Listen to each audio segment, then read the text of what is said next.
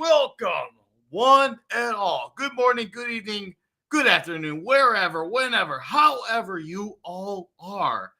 Welcome to Clobby's Comic Shop, issue number 31. How I am so happy to see you fine regulars in the chat.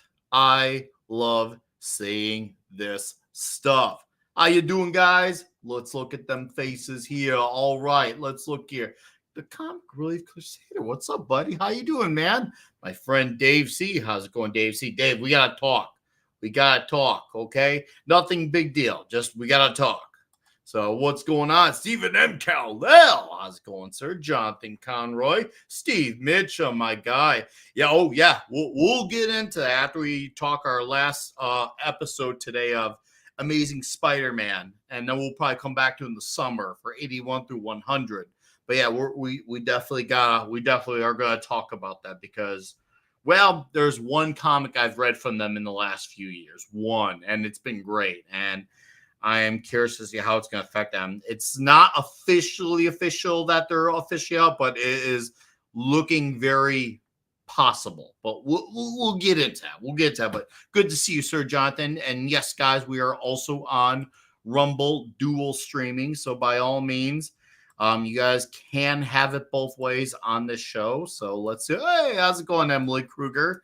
Nice of you to drop on in here. But yes, by all means, guys, dual stream here. Or if you want to stay on YouTube, that's fine. Or if you want to be strictly a Rumble Lite, you can do that. You have options now, which having options is great. Is that right, Ironcaster? Is having options good? Oh, having more options is good. Absolutely. You know, that's why the comic industry is quickly learning that. It's almost like Diamond pretended like there's no options as far as distribution go, that they actually had competition for the last 4 years from Penguin and what was the other one? Lunar. And you know, for all the problems DC has had in the last several years, one of them has not been distribution because they're the only ones that have been getting their comics in select Marvel titles. They're the only DC overall has been the only one that was like, we already figured this out years ago. I can't believe I'm defending DC in that regard, but hey, they figured it out and they saw way ahead of time the sinking ship. And well, of all the things they got right, I can't believe I'm saying it. It sounds like DC's in a good spot, even though they're not really. But this is the one thing they really got right. It's so weird to say of all the things. Yeah, it turns out the one thing they have out, the one thing that's not within their control is the one thing that's going right. Is it weird to say that they were ahead of the curve with this of all the things? Like, it almost doesn't feel real to say that. It's like, yeah, DC in 2025 was ahead of the curve. What? Hold on, what? They were ahead of the curve? Yeah, they were. Of all the things, they were 5 years ahead of the curve on this one. I mean, if you want to, I guess, make it argument against them, maybe they could have said maybe they should have jumped on a 5 year sooner, but they're the only ones. They're the only ones. It's crazy. Oh yeah, we'll get into that because my Dark Horse books are continuing to be affected by this. They are still affected by this, but that's details for later. But great to have you here, Caster, early and right away for a show. Let's have some fun tonight. What's up? Well, I will say that, you know, the move to Lunar seemed to have definitely worked out for DC, considering like about 2-3 weeks ago when I went into my local shop, the only thing they had in was their DC books. You know, they're all right through Lunar. Everything else was delayed. Yeah, no, I saw DC books right away, and you know, because now that I am now officially interested in Aquaman from Jeremy Adams, and I will be checking more out from that. It's like, okay, well now I have something that's for sure gonna be a thing. But and I know Boom transition, but however, I'm not reading anything from Boom, so that's a problem. But yeah, we'll get into it. But D-Bud, how you doing, sir? Aquaman sucks fish pee. Great. I love as we talked earlier about that you're streaming on YouTube and Rumble. Isn't that because President Trump declared that there are only 2 streamers? Oh! There's only 2 streamers. There is Streamlabs, and with Streamlabs, there's YouTube and there's Rumble. Maybe you should do Rumble though, because I like that Chris Pavlovsky guy. I think he likes me too, and I kind of like him as well. We will rename it to the United Streams of America. Oh, the United States of America. Oh, look. We got Davina Duckworth here. How's it going, Davina? Thank you for dropping in. Hopefully you are well. But, dude, seriously, the United Streams of America. Oh, my God. At the 52nd and 53rd states after Canada. Oh! Oh. So we're going got to get comics printed in America again. The tariff is going to be a little hard on the books, but give it a few months. Once it becomes mass print, those numbers will go way back down. What's up, Principal? 3 tonight. Only 3 of tonight's. Not all That's 4. not bad. But this is the most of any of the nights we've done this month. Dude, no, that's impressive that you got that many. And these are my originals from that time. So not only that, look at the quality of those books too. I'm embiggening you. I mean, they're a little. There's a bit of wear on them, but this one, the art in this one, I love the art in this issue. I've got to say I agree. Oh, look, it's Doc Fortune too. Long time no see, buddy. Hello. Thanks for dropping in. Oh yeah, Steve mentions that. Very nice. But the inking, I mean, all the detail on the lizard. There's a bunch of. I mean, look at all the scales like on his feet. Oh, dude, it's so good. It's so freaking good. If you didn't have a foot fetish before, you do now. Oh, yeah. What is going on tonight? We have another random long time no see too. First Doc Fortune, and then Mr. Angel pops in too. What's in the water tonight? You guys, I love that you guys are here. Hell yeah, thank you. This is great. It's like, oh hey, I'm still here. I'm still here, Rooney. I swear to you that I'm still here. Dude, seriously though, D-Bud, these pages are oh so freaking glorious. I love them. I mean, the detail on on his hand and on his foot, like I showed in that other panel. I mean, the amount of time it must have taken to ink all that. I'm sure Steve Mitchell could tell us something about that. But I mean, the art in this issue is just over the top to me. You know, the funny part is this issue this is a weird one. So it's, and this is what I mean by why I mean it's a weird one. It's got my favorite art of the 4. However, there is a crux to it. It is the issue with the most unintentional errors in it. If you know what I'm getting at. Maybe you know, maybe you don't know, and I'll have to point it out. Yeah, I'm not sure what you'd be talking about, but find out. Oh, yeah. There's 2 parts. And like I said, it's probably, once again, it's just the nature of the business. Things happen. You're not going to catch everything. And I know, I'm sure maybe it's because I listen to Aaron Sparrow a lot. Now he's putting this editor-ness in me. And it was like one of those things I spotted. Actually, I found in Florida Man versus Hogzilla from Mike Barron. I'm like, hey, Mike, I found this and this. And he's like, holy crap.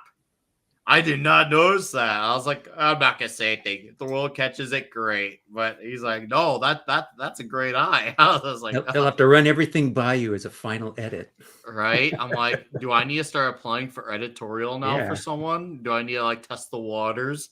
I found something, and Mike Barrow's like, dude, that's awesome. You found that. I was like, ugh. I gotta consider some things now. We'll see, but no, I would love to actually look over a book for someone. I really would. I just do it for free, and if I got good, well then, if I get good, well then I will start charging because, well, Joker says if you're good at something, never do it for free. Yep. When y'all stream up, dude, I don't have gaming stuff. If I did, maybe I'd consider that. I hear it's good. Tons of people tell me it's good, and I'm glad people are enjoying it. And I'm just one of the people who hasn't gotten on the wagon. It's one of those rare times where it's, I guess you could say it's a bit of a trend bandwagon, sorry. And I would like to get on it, but this is just the rare thing where I just don't have the means of doing it. But one of these guys did it. I let them have the screen, and then, we just chat as he's playing the games. I'm just saying. But we got a Pablo here too, and I think he's ready to talk Spider-Man because he's still got his sweet badass Spider-Man avatar. Howdy ho! Hey, Yeah. brothers. I have been reading Spider-Man. Yeah, I'm pretty excited because this is a really, really good moment on Spider-Man history. It's also a sad moment, is the change of the torch, the passing of the torch. But god damn it, it's so good. These issues of Spider-Man are so good. Agreed. Dude, you know that I love me the original Ditko run. That's magic for me. Mm-hmm. But goddamn, at least 78 and 79. Glorious Spider-Man, man. I'm excited to talk about that. I really am. We're gonna make it good, Pablo. We're gonna make it good. Devanza, any fans of Jim Stranko? Oh, how could you not be? One, he created the X-Men logo. A. B. Created Nick Fury. Also, he has one of the best feeds to follow on Twix by far and large. I would say, Davina, if you had a Twix, follow him by default. But I don't think he has social media because, and that's just me assuming maybe you do. But he seriously, he's such a fun follow. Jim Stranko is one of my favorite Twix follows in the history of ever. And I mean ever. If you aren't doing it in the chat, you should change that today. Also, I've watched him on video interviews, and I heard about a great story from Gary Nerdrotic. He said it a few years back about one of the times that him and Melissa, his wife, were at a convention, and they saw Jim Stranko. I can't remember the specifics, if it was like a panel in the crowd, but they saw Jim Stranko, and good old 80-year-old Jim Stranko is hitting on Gary's wife. Because Jim Stranko has game. I'm telling you, he talks the game, he backs the game. And also, I did a video about, I think like 2 years ago, where you could tell he was making subtle gestures at Irene Strakolsky as well. I was just like, holy crap. Jim Stranko was really laying the smackdown, letting it be known about Irene Strakolsky. I was like, holy crap, only Jim Stranko can do this. And he does it so effortlessly.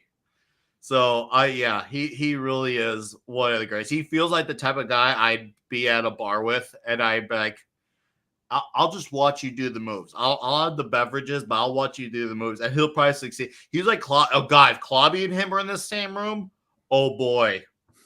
Clobby and him, they could have gone to Hooters, and they could have brought the restaurant home with them. And I'm not talking the food either. I'm talking the staff. Clobby and Steranko would have been they could have been like a movie pairing. They could have been the dream team movie pairing. Like, seriously, like they would have been a dream team. And Clobby, we all know he was a fan of Steranko too. That is for sure. But yeah, I definitely, at the very minimum, I know me and D-Bud are fans of the man. Mm-hmm. At the very minimum. Very is incredibly creative, and he did it. I mean, his comics, it's such a short period of time. Mm-hmm. He created so much incredible stuff in a very short period of time in mm-hmm. comics. Mm-hmm. And he's a magician. Yeah, and the man can do all the skill set of this man is incredible. Nah, it's seriously, he really is. He's one of the guys. He really is. It don't get much better than Jim. Good old Jim Steranko. Yeah. But dudes, oh yeah, Steve, he is still. Oh, he's spry. He's still active.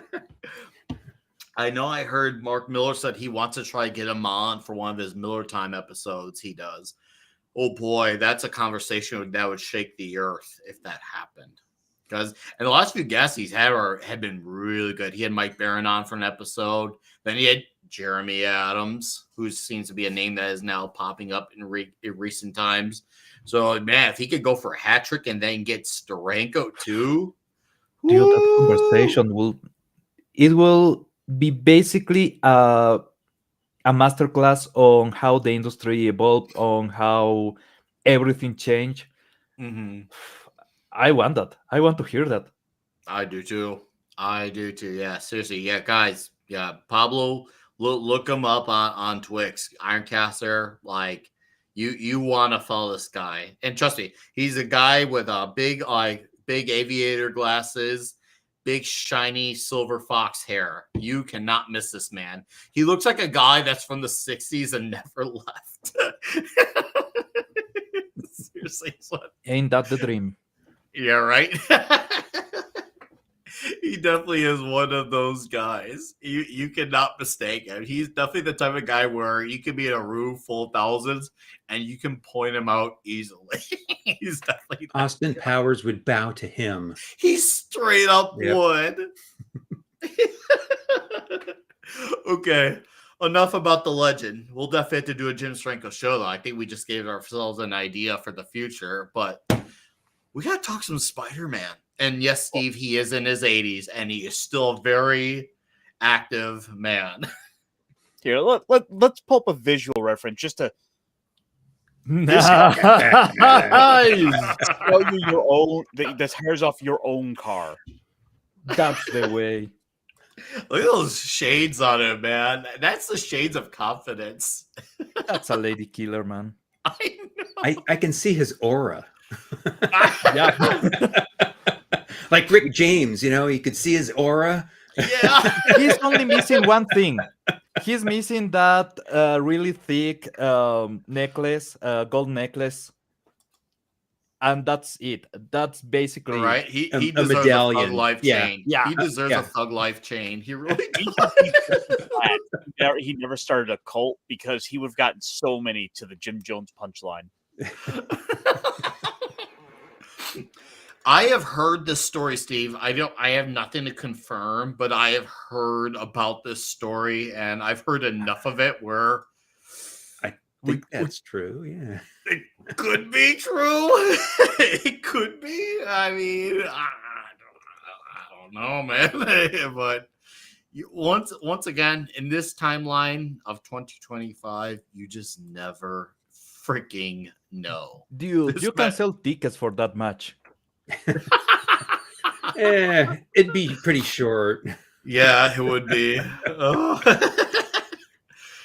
All right.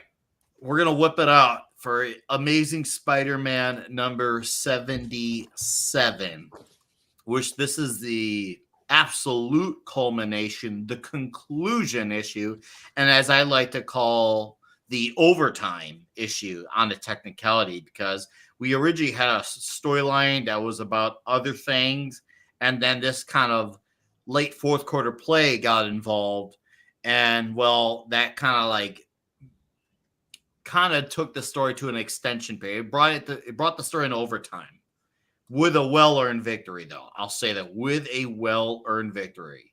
So, D-Bud, our guest, you get to be the leadoff man to start off our conclusion of this Amazing Spider-Man month saga. Yeah, this is an overtime issue because it is basically all action. Oh, so There's good. no side story or anything in this. Nope. It is all action. Mm-hmm. And as I was showing some of those panels, the art in this is just top notch. Mm-hmm. The amount of detail that particularly Mooney was inking into the lizard on this is just gorgeous. I love it. But this is, as you mentioned, I mean, this is the final end of like a 10 issue long story. And this lizard part is the last couple of issues kind of tacking on, but this is like half of the issues we've been covering. Yeah. It has been building up to this. It has been, yeah.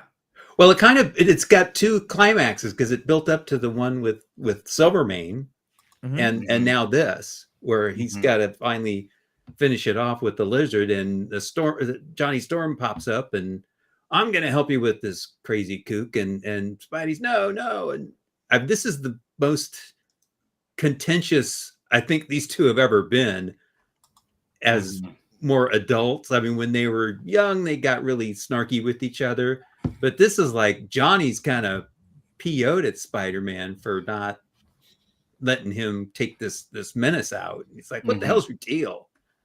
So this is the only time I really felt that way with this. I mean, they're really kind of going at each other. Johnny's really mad at Spidey throughout this whole story. So that I didn't see that ever again. So this is kind of a unique pairing of these two. Like I said, it's almost all action. You have a little bit of stuff with Billy and his mother, and he's like, "Oh, I got to go out and find him. I got to save Dad." And he goes out there, and of course, the end, he kind of I've shown one of the panels of it was the lizards caught him, and he's holding him, and it's another scary. Really, it's scary. It's kind of scary, but it's beautiful. I mean, the art is so beautiful on that, and the way that he's got the lizard looking at Billy, and he's recognizing him, and you can see in the artwork, I mean, that expression on the lizard's face, he's kind of like he sees something familiar in him. He doesn't know quite what. And when he sees Spider-Man, he just kind of drops him to the side, but sort of gently puts him down. It's almost like he still knows there's something special about that boy, that he didn't want to hurt him.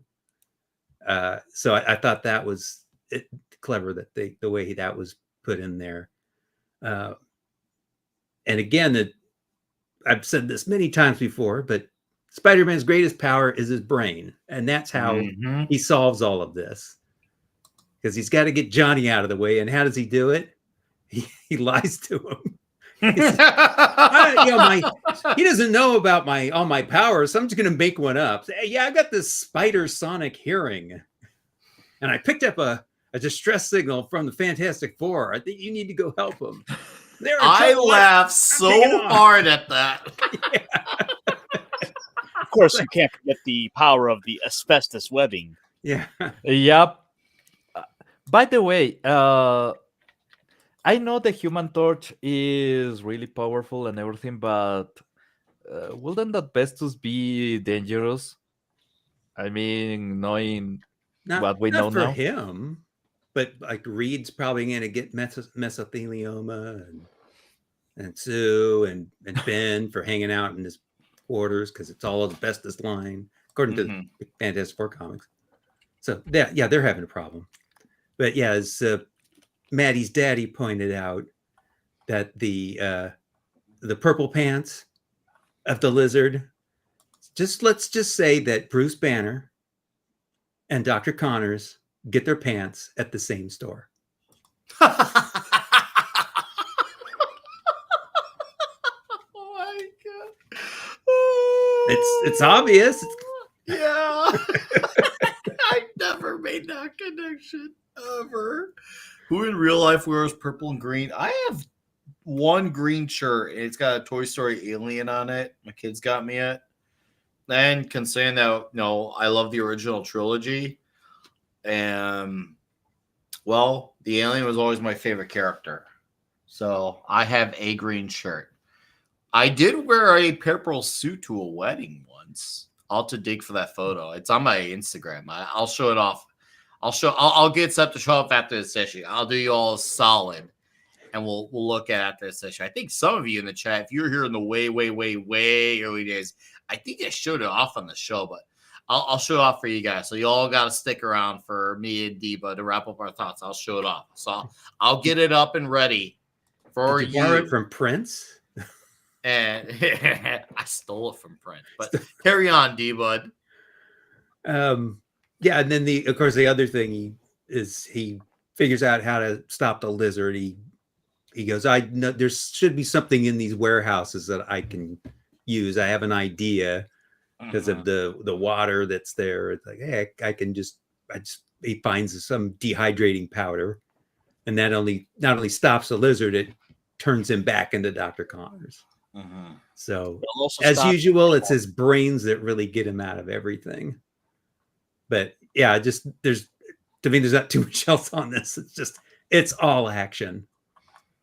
I'm glad it's this way, because you know what, with how much story we have gotten, it makes sense that this is the route that we went with this issue, is just to have it be a big old grand slam, bang them up, like fast pace, go, beat the crap out of each other, have a little tension in between it all, and just like really make it feel like a well-earned grand finale. And it did. To me, this feels like a grand finale type of issue. Now, if you were jumping in cold to this issue, you wouldn't know. You would just see it as a really awesome, badass fight between Spider-Man and the Human Torch against the Lizard, which, hey, that's cool too, man.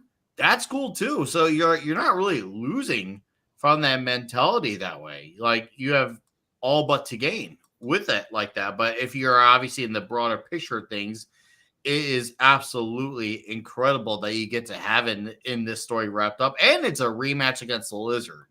I mean, the Lizard has proven to be, outside of, let's just say, up to this point, Doc Ock, Green Goblin, the Lizard has definitely been one, and to an extent, Mysterio too, even.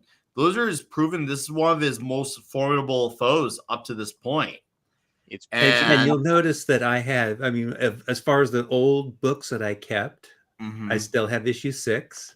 I still have 44 and 45. No, and I have 76 and 77, and it's because it's the Lizard. I really like, that's a character I really like. I hold him in close regard too. And this is the other thing about this issue, is this is kind of the one where I finally got going, buying it pretty much every month. It was kind of spotty with my Spider-Man comics. But the odd thing is, I bought this one and I was going around on the rack with it, and they still had the previous issue, which was 76.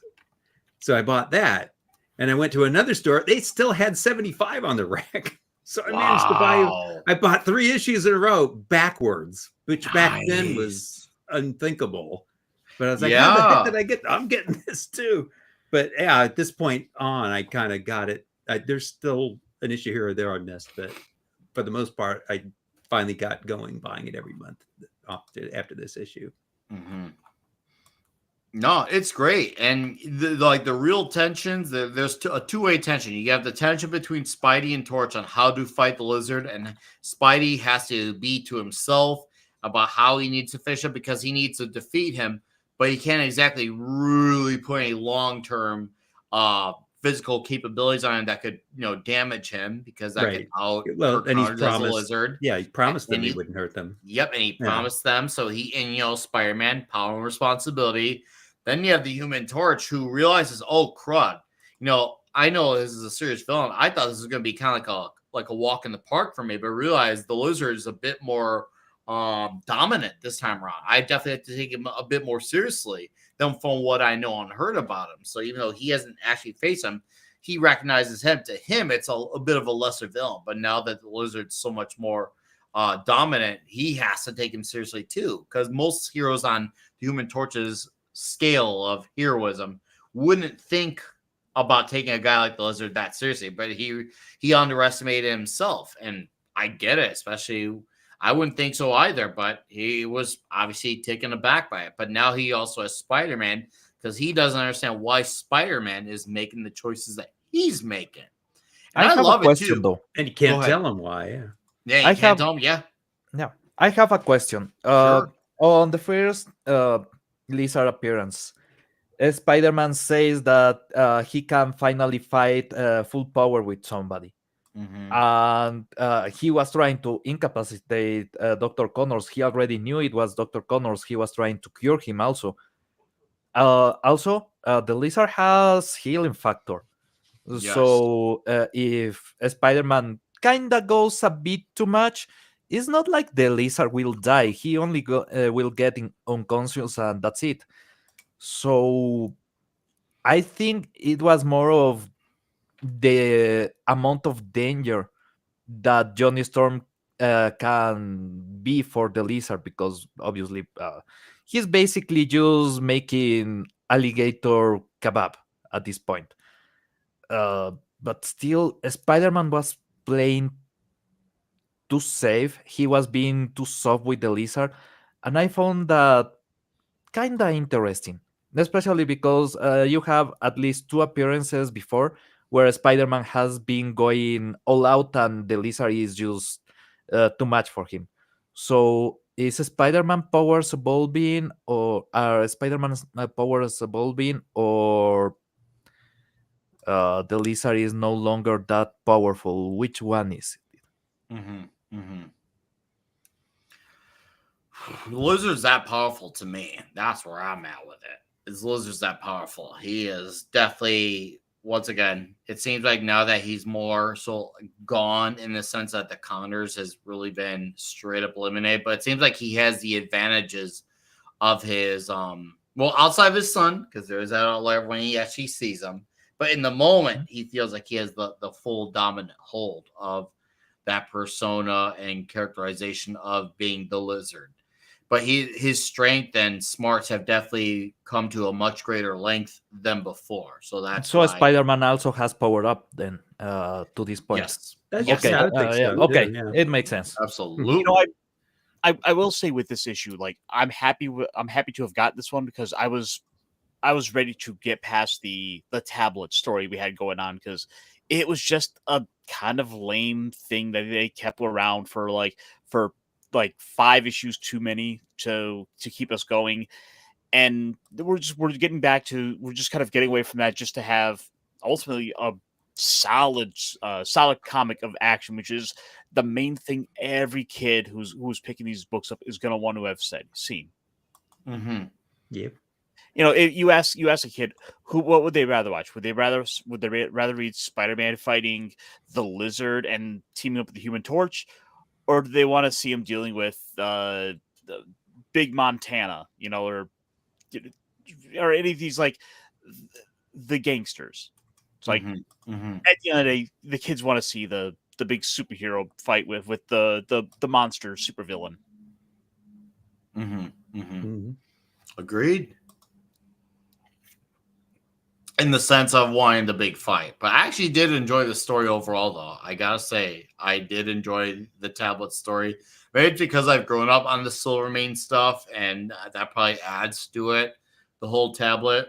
And especially there's a lot of stuff in between then that kind of makes it easier for me to kind of just accept. Not really think it. It was just once, because if you think, it's not really front and center the entire time of all these issues. It really wasn't. And I think that definitely works to its advantage. So I don't know. Maybe that's just a me thing. But I really did genuinely enjoy it the way that I saw it. So, but conversation for another day. Outside of the fight, I love how too, not only is the fight intense, and I love the way they nail the action moves of all three characters. I love how it goes from the buildings, it goes to the water, and it goes to the boat. And I love that once again, Spider-Man comes with a great efficient way, not only, as D-Bot mentioned, getting rid of Johnny Storm, but he has even a great way of how he finishes off the Lizard. As he once again uses his smarts, he has a I put 2 and 2 together moment at the 0 second, because once again, it shows you Peter Parker pays off at the end, ultimately defeating the hero, not just Spider-Man. Spider-Man has the power, but Peter Parker has the smarts. Now, that all said, Johnny doesn't. Yeah. Okay, Johnny has all the power. The smarts can be a bit debatable. Here's another question. A bit more selective. Here, that'll be my more generous take. Go ahead, Pablo. What happens when you put a lizard on a dryer? Oh. Same as everything else. If you get the joke, you get the joke. Oh, I don't get it. It's back to the original X-Men movie. Yep. Oh, what happened? God, that movie. Oh, dude. Yeah, turns I out love that movie. Turns out the Lizard has the same weakness as Namor. Oh, Yep. dude. He's also that mojado. movie, man. I tell you, that movie I will never ever forget. For that line alone, I'm watching. I'm like, what? It was a great line. It was stupid. It was over the top. It was great. Retarded. It's great, but it's also super duper retarded. Oh, it is. It's up there with those legendarily bad lines, like in movies from, like, for example, Street Fighter the movie. For you, it was the most important day of your life. Mm-hmm. But for me, it was Tuesday. Yep.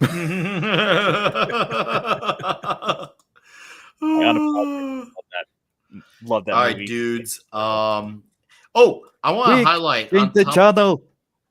Oh, we got Common Nerd here. Hey. Hi, Common. Oh, muted. He's boomering. I don't want to hear from him anyway. It's boomer time. Well, while he's busy getting up, I want to highlight two small things from this issue. Okay, one of these things. Whoa. He has to pull out a lot. Yeah, because it was an echo. What's up, FKHC 2005? Yes, Clobby. What do you notice on the right?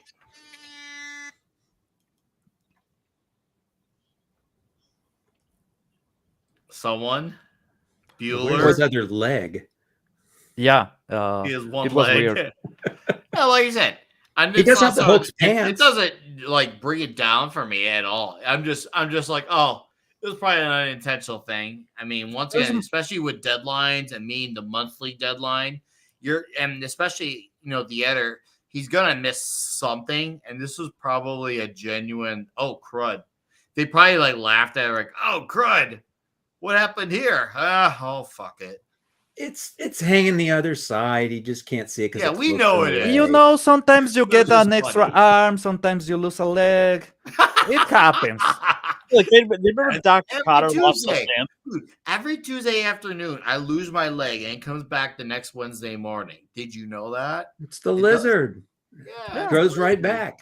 It just pops right back and, up. And is nice and scaly like the bottom of his feet. Sometimes the chemicals that you need to make your formula cost an arm and a leg. All right, here's the last thing right there. This should be very obvious, very painfully obvious. The finger? Needs both fingers. It needs both Use your left hand and try putting this finger down. It feels weird. Yeah, you see, that would be hard. See? Yeah, and he's really supposed to have two fingers to compress for the button to pop out. Remember, boys, always use two fingers. Ah! What's up and blazing, FKHC? Good to see you, gentlemen.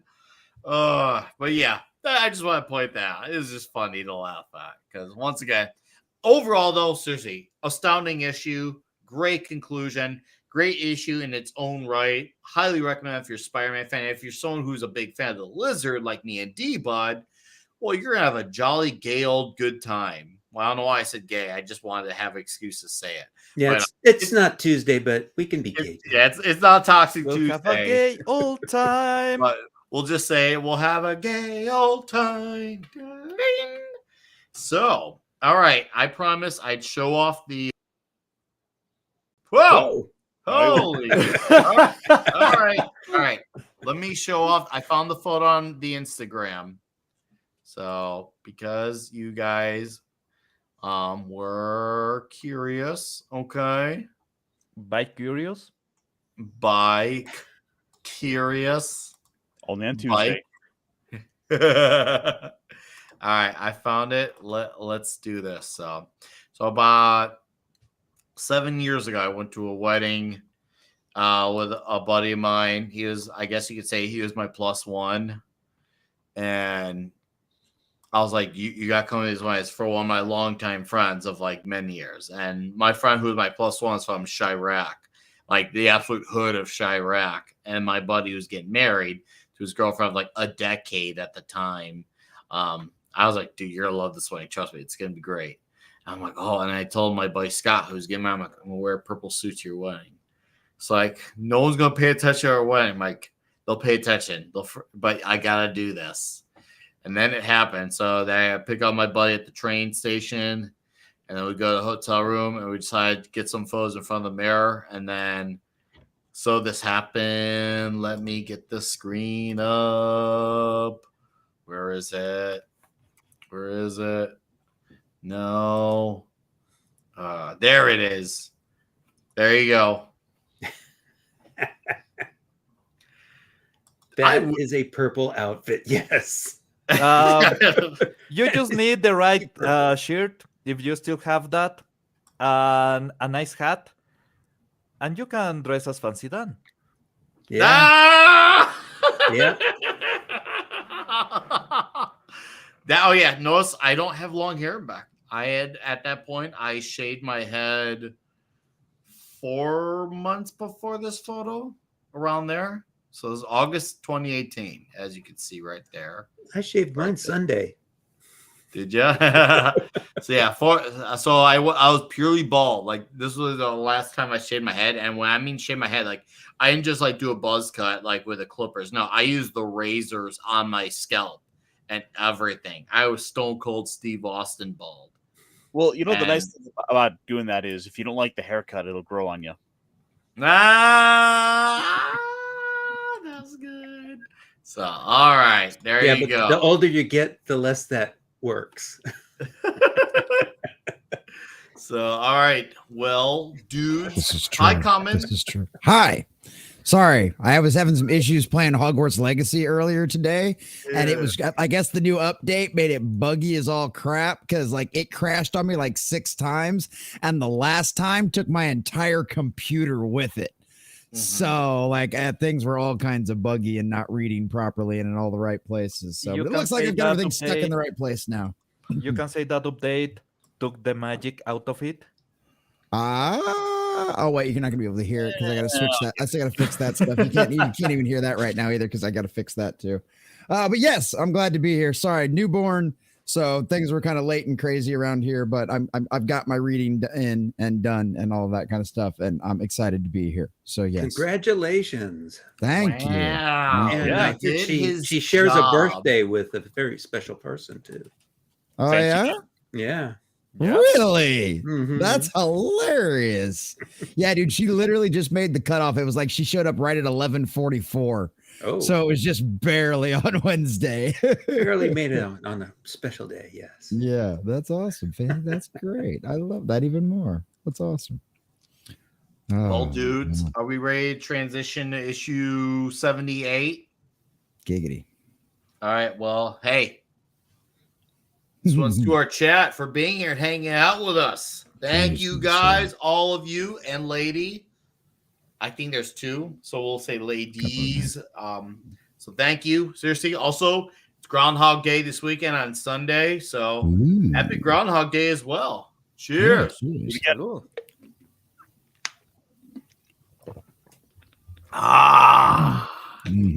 Let us fucking go. All right, dudes, are you ready to talk issue 78, The Night of the Prowler? I'm ready. Let's do it. So I like this because this reminds me of when I first caught the animated series episode based on the Prowler. The episode keyword, singular. We're gonna let Ironcaster. You get to be the man that slides in hot for this issue. Well, the thing is, this is ultimately a 2-part story is what we're getting into here, and I gotta say he's always been a bit of a super underrated villain who's kind of been down there, and it's a comic that made me really kind of appreciate the character here because what we're ultimately getting is someone who could have potentially become a hero if he had the proper motivation and the willpower and gumption to be able to go out and do that. But without that motivation, he just continued to kind of be this selfish person. He's got this nagging girlfriend who basically just berates him and gripes him and tells me you're not good enough. You don't have a backbone. You don't stand up for yourself. You're gonna keep taking it from the man. And I think, and just basically browbeats him. You got those little touches of sort of the racial tensions in the book, which in the modern day you could see how that might have come across as being very like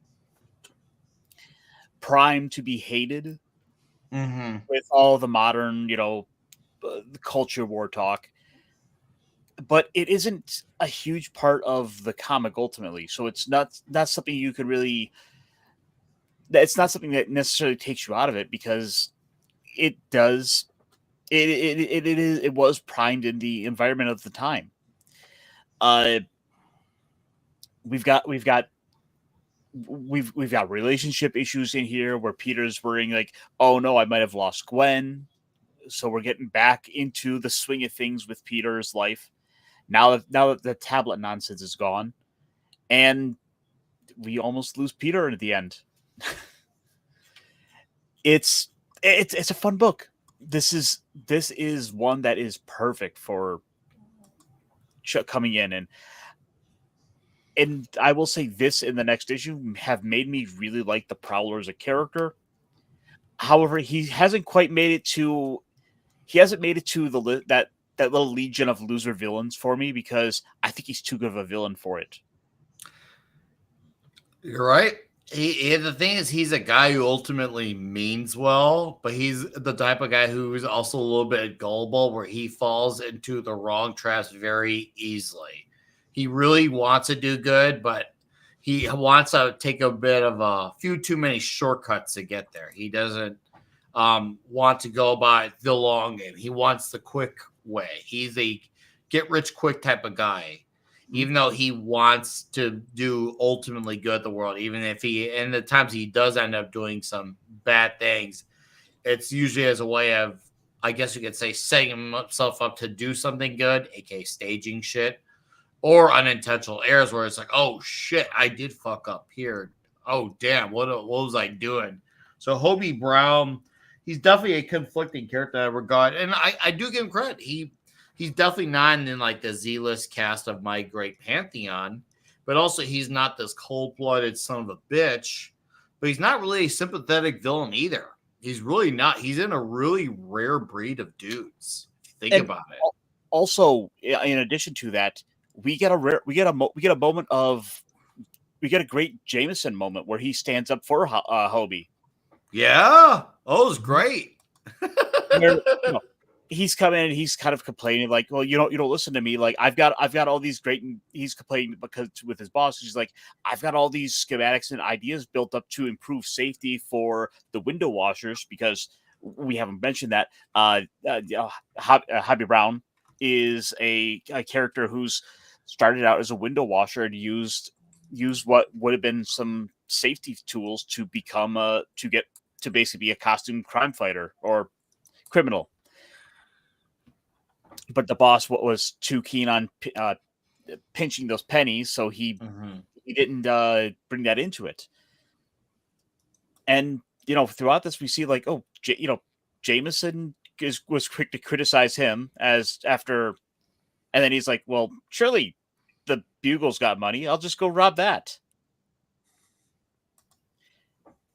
Man, everyone's showing up. Mr. Turner showed up. Whoa, Ninja, Doc Fortune, FKC. I love this. Yeah. Keep on doing this, guys. Please don't stop. Thank you all for doing this. I have a question. Talk to us. Why the hell will they have so much money in the building? It is late on the night. Normally, newspapers don't really move the money themselves. It's New York City, man. Yeah. To see that doesn't sleep. It's supposed to be payroll.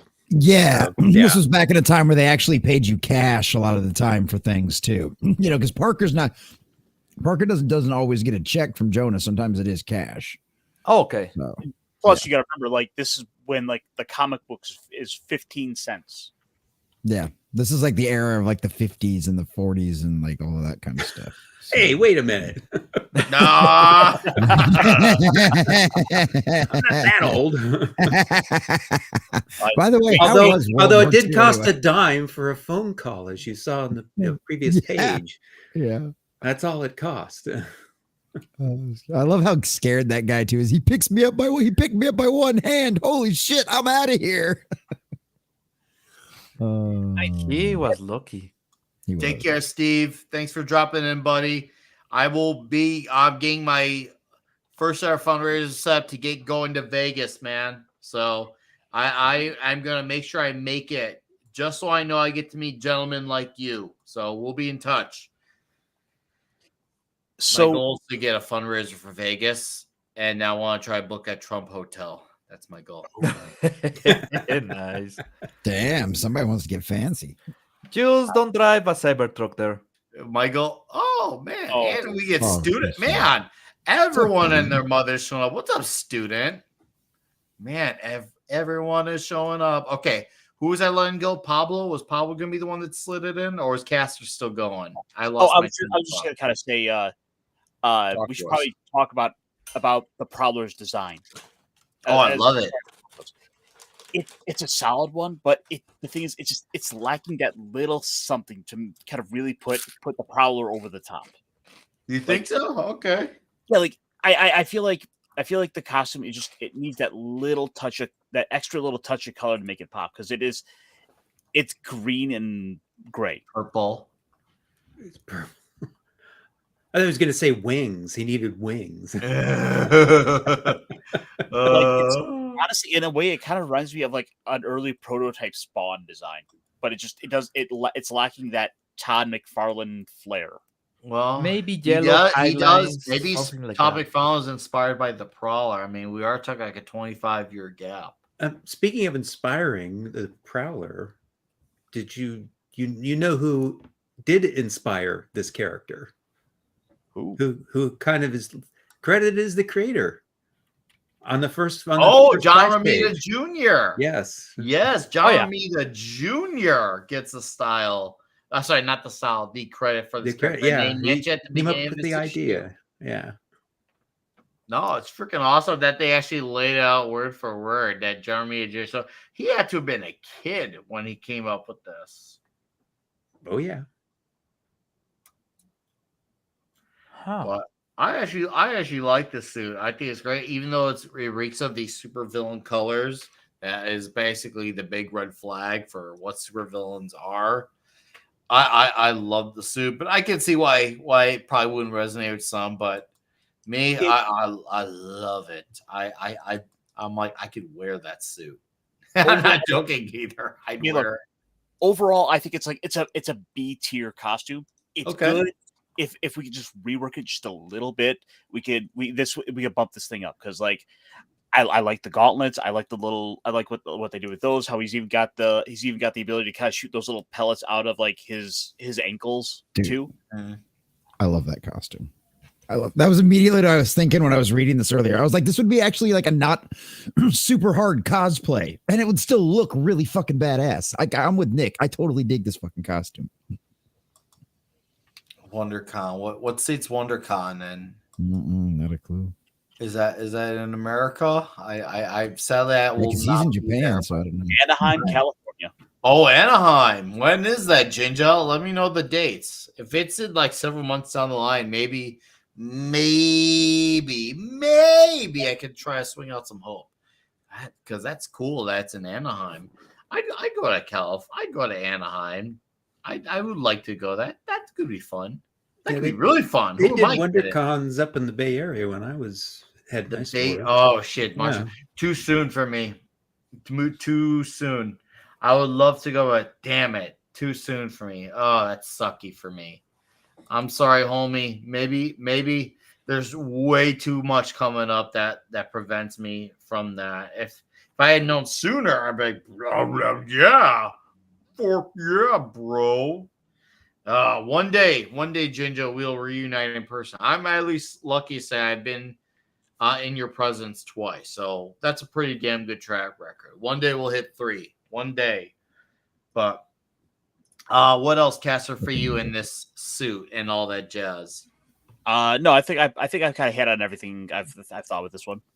Okay, well then, Common Nerd, dude, What's up?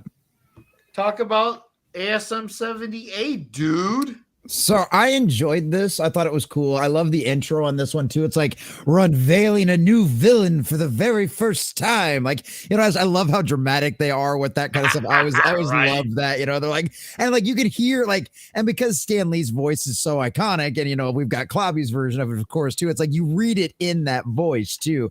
And I love that that's a thing that we do now. Is like even inside my head, I read it in that voice. But yeah, I thought this one was a lot of fun. I like the fun little like moral story at the end where it's like, you know, like Spider-Man essentially is like, all right, like you know, it's like, all right, feed me your whole sob story. Let me hear it all from the beginning. And he sits there and you see all that. Thank you, my love. And you see all that stuff, and it's like, okay, that's fair. And he's like, you know what? You haven't really hurt anybody. You haven't really actually stolen anything yet.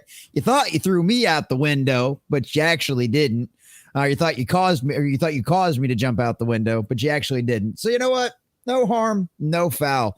And it's one of those things. It's like, it's funny because there's a recent story.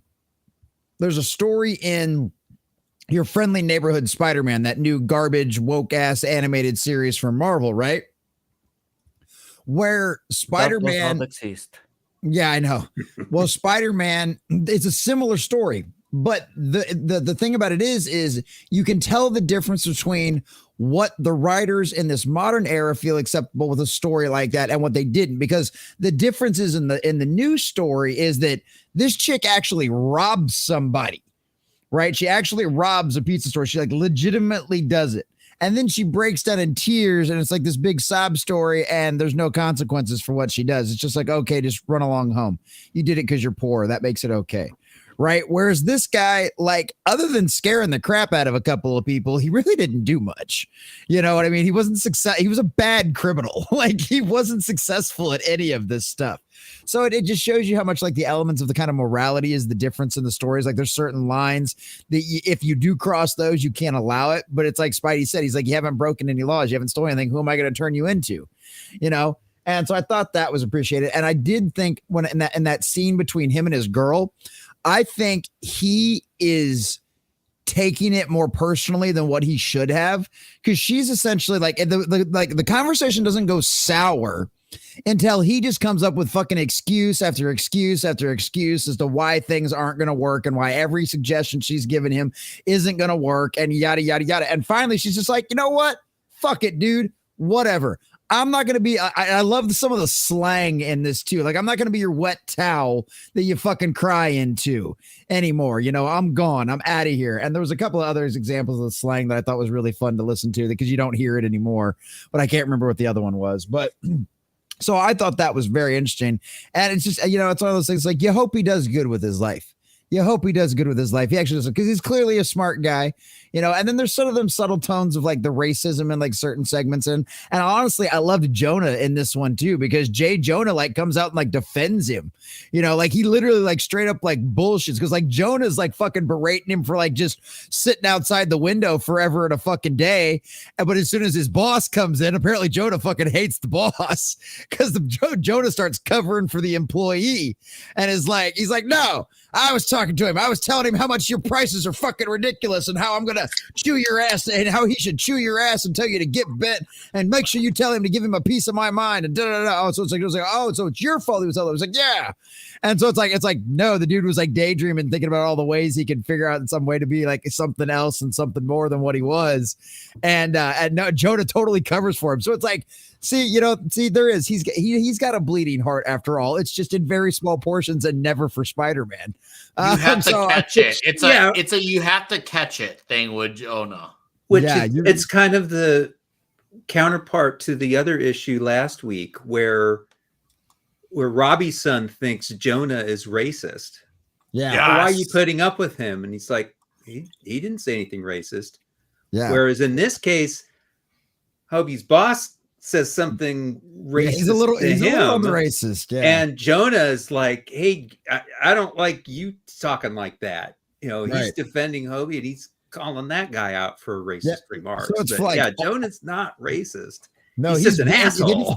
Yeah, he's an asshole. If anything, but he's an asshole to Yeah, everybody. Like pretty he's, much. Yeah. if anything, he comes off as very much anti-racist. Like racists piss him off, Right. and he's gonna use that as an Exactly. excuse to chew a motherfucker out. And I Yeah. dig that. I like that. So, And I Yeah, like right? how he defends Hobie. You know, he covered, like you said, he covers for him. yeah, It's yeah, like he's absolutely. chewing him out for, what are you doing daydreaming outside my window? And then the guy comes in and he's like, he completely covers for the kid. Yeah, What the hell? right. This is like where did this? And that was instantly what I thought was like that was like, okay, so Jonah's just super anti-racist. Like he hates actual racist assholes. You know what I mean? So it's like that's the one time you'll see Jonah be nice because it's like fuck that. You know, I'm not. Let's be fair. Let's be fair. J. Jonah hates everybody. equally though. Yeah. he doesn't want you to hate people for stupid reasons. He wants you to hate everybody because they're stupid. Not for Jonah stupid does reasons. though have moments of genuine humanity though. That it's one of those things where you do have to catch it. It really Yeah. is. And And I'm like glad it was Peter in has this issue. seen that side. Obviously, you'd say the amount of times you can count would be on both hands, but it's there. And it's He's something, it is a human. bit of a unicorn sighting, but it's a unicorn sighting that does happen. Yeah. And when you do see it, like, holy crud, Jonah? It's funny because it's those rare times where people take the few people who always catch it. I kind of like do their own like little like double take, like, hold on, did I just see Jonah do that type of thing? It took Because me they a second. almost don't believe it either, and I don't blame them. If that was my first time catching, I wouldn't believe my own eyes either. I'm like, holy shit, this is about as believable as Jussie Smollett. Yeah, right. No shit.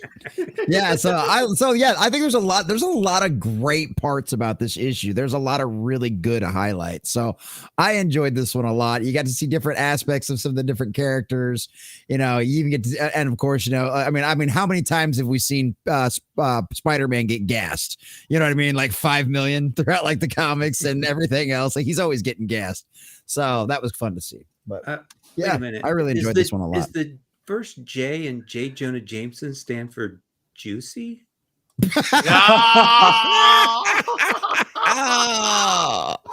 Oh, he got that nickname growing up in Harlem. Oh God. Smoulier, as Dave Chappelle said. Really quickly. Oh, you got pizza. What kind of pizza you got, brother? I think it's like sausage and pepperoni with like. What? Oh, hold up. No, Sorry. no, bring it Moved back. me. There you company? go. I think there's like probably like DiGiorno or something she got up from the store. You realize, Yeah. of course, you got kicked because there was a pineapple on that. That's right. Yeah. I do unfortunately did not get a chance to put any pineapple. That would be a on it. reason to You are a Pick it. smart man for not putting that on here. Is what you are. I did dump a bunch of hot sauce on it though. Nice. That's not the worst, but it's kind of. I'm a But Mexican okay. You man. I can get can't it help with it. jalapenos already. That's better. No, yeah. All right. So Muhammad said, "What's up, dude?" He says, "I'm reading the Uncanny X-Men issue 124 and the Amazing Spider issue 20. Ooh, and Daredevil issue 169. Frank Miller, dude, you are on like a trifecta of fucking greatness, my guy. Oh, Arcade Muhammad's Trick always Colossus to work posting for them. these, and he's posting us on Twix. Don't All of stop. the By stuff the way, he's doing. Yeah, don't it's, like, stop. Keep it glorious. going. I may not get a chance to respond to all of it, but trust me, I say I do see it all. And please don't stop. You're welcome to tag me to all of it. I love seeing it. Please, Ditto. please keep doing it. Yeah, He's in peak X-Men right now. Oh, and Peak Spider-Man. I mean, he's Yeah. reading so many Daredevil. good comics. I love seeing Daredevil. what he's reading. You know, like, oh, I'm so jealous that he's reading them for the first time. Susie, You got to He's do a us a dude- favor. Put a couple thoughts out because I want to know what you're thinking about these books as you're reading them because like that is I want to share good books. I want to talk about some good books. So if you manage to hit on just that right little nugget of I can't believe I read this. This is and go on about why something's good. I might turn around and say, shit, I'm gonna be late for work. I gotta do something Daredevil.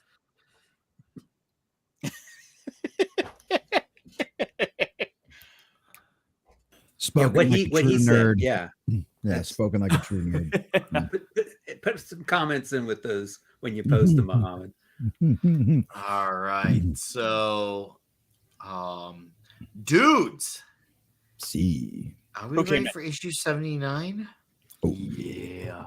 giggity. Well, gentlemen. Oh, we're I undigging that always cover love real it. quick. I love it. I love it. Oh, too That is so proud, weird. no more.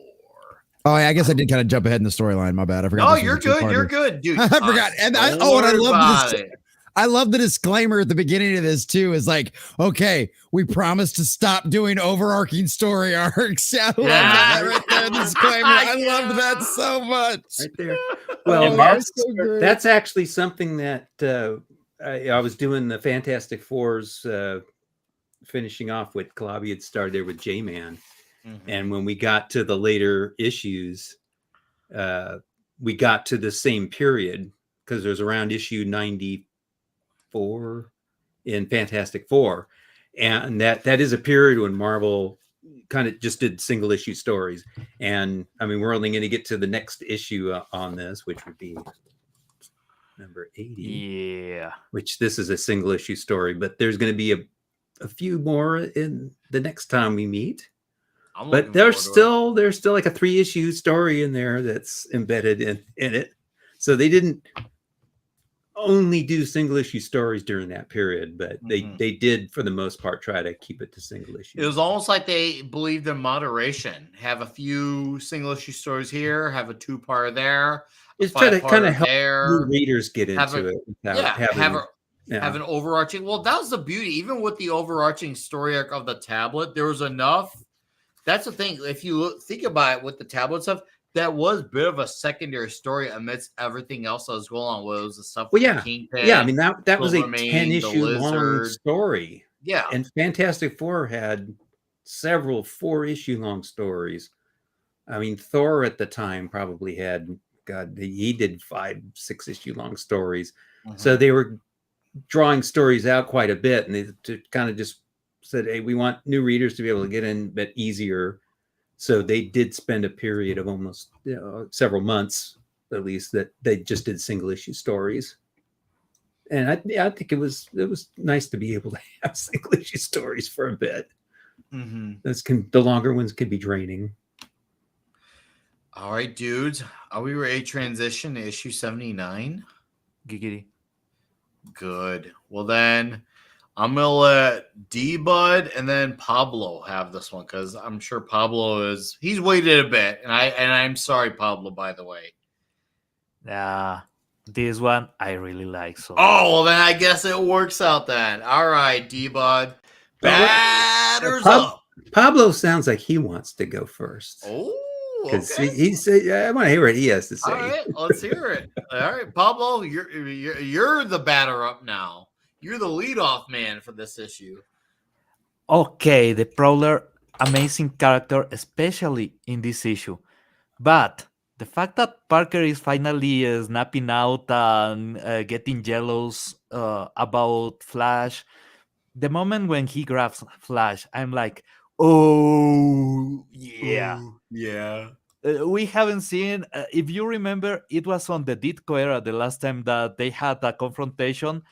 And basically, Peter have to disappear from the scene. Because if not, everybody will have questions about him being that powerful. This time, he's going at it. He's ready to fight. And it's Flash, the one that is level-headed and goes like, no, man, chill. I'm here to explain because Gwen told me that you were angry about us being together. We are not together, and it's not my fault. The moment when he's like, not for lack of trying, I'm like, this guy is an asshole. He's a respectable asshole, but he's an asshole. Peter is hurting about maybe I lost Gwen, and then maybe I fucked up with Gwen. And Flash is like, I still want her. God damn it, man. That's dirty. That's playing dirty. So gotta respect Flash. I'm just saying that the guy I like Flash in these issues. Yeah, I'm with he's you. great. I like Flash in these issues. I really do. Harry, obviously, his Fu Manchu Still. stash is getting worse because now he's fully removing the middle section, so he just have two patches on the sides, and I don't know if I like that look, but let's be honest, we will miss it later. So yeah, it's an iconic look, not the greatest look, but it's an iconic look. Can I interrupt you really quickly? Oh sure. It's awful, but I love it. Yeah, That should sound like everything else that I say. If you get what I'm my gist, it's awful, but I love it, which means that it's in my world, it's iconic. Go on. it has personality. That's the thing. This improved stash, it just has a lot of personality. But that plus Jay Jonah thinking that Parker is dead, and he actually gets really angry about that, and he's like, "You murderer!" It's like, you don't think that Jay Jonah has actually a heart, that he actually has some appreciation for Parker, because normally he's just the asshole that treats him poorly. Last issue, he basically fired Parker, and then he's like, "Who's this guy? Who's here to take photos of him?" Really? I don't know. This issue has something magical between the moments of Jay Jonah being an asshole, Spider-Man just letting the Prowler go, thinking that, well, he's just a guy that is in a bad situation. He's a bit like me. Obviously, this is not the same Prowler that we will meet later, that is a villain. This guy is actually a good guy. His discussion with Parker and everything, and Parker trying to avoid having a confrontation with Jay Jonah because he's still groggy and he is under the influence of the drug. And well, he solves everything really fast. Actually, he goes into a store, takes what he needs, and leaves the money in a web. Yeah, so honorable. Yeah, exactly. Here is my question: who's getting to pay for the bars of the store that he just bent? He bent them back when he left. Okay, if he did, he still cut the bars. But Just he say, bent them back. He specifically states, "I will bend these back when I leave." they He are still did, cut. word for word. Yep. What's up, Mars? How you doing, buddy? Thanks for dropping in. So Carry yeah, on, Pablo. I love the fight. I love the good moments with Jay Jonah. This is a perfect send off, and that's the sad part. This is a send off. This is the last time, at least in the main series, that there's a name on the issue. And well, obviously, if you can scroll to the top, to the first page. Okay, a bit more to the top. First page. There you Right go, there. on the yellow on the yellow banner. Big John Buscema. Next issue, there's another name there. You know who? Romita. Ooh. Yep. This is the final issue with Buscema. And that's the sad part. That is what makes this issue not only memorable for the content, but because it's the passing of a torch. This is, I think, next issue has Buscema as illustrators and Romita's art consolidator. And then it's more Romita, and then Romita is the only artist. So is that moment, is the moment where everything changes. And yeah, it's just sad to think that we had a good tenure with Buscema heading this, with Buscema being the guy and it's the same that we had with. God damn it! My brain got foggy. Um, On Fog. yeah, no worries. But yeah, it's the second time that we lose a big artist on the series. Obviously, last time was for a fight, was a bigger thing. Uh, we basically got completely caught. This time is just I will show you the ropes, and then you will be the one doing this issue, this comic, and that's it. So yeah, I thought it was a bit fitting that we go into the Romita era this way. We get right into issue 80, that is Romita already taking command, and Well, we it's sort stop of, I there. mean, it's just a second kind of stint for him. Yeah. So, yeah, I just, Bishima, just because Ramita was doing art direction a lot during this time, unofficially. And they had Bishima doing this run of issues for a while, but yeah. And then, I mean, they had like the early issues we were doing, Don Heck was doing the art, but for the same reason. It's just he was getting breakdowns from Ramita, but he was doing the finished art. But this part, I think a little bit at the beginning of this Buscema one was Ramita was doing little of it, but he basically did, about almost a year here, and then Ramita's going to be coming back, of course. Yeah. And that'll give away when we go to that to yet another great artist, which would be Gil Kane. Oh, dude, straight up legend of the arts, Gil Kane. Straight up, it's not even close. Yeah, especially for the villains.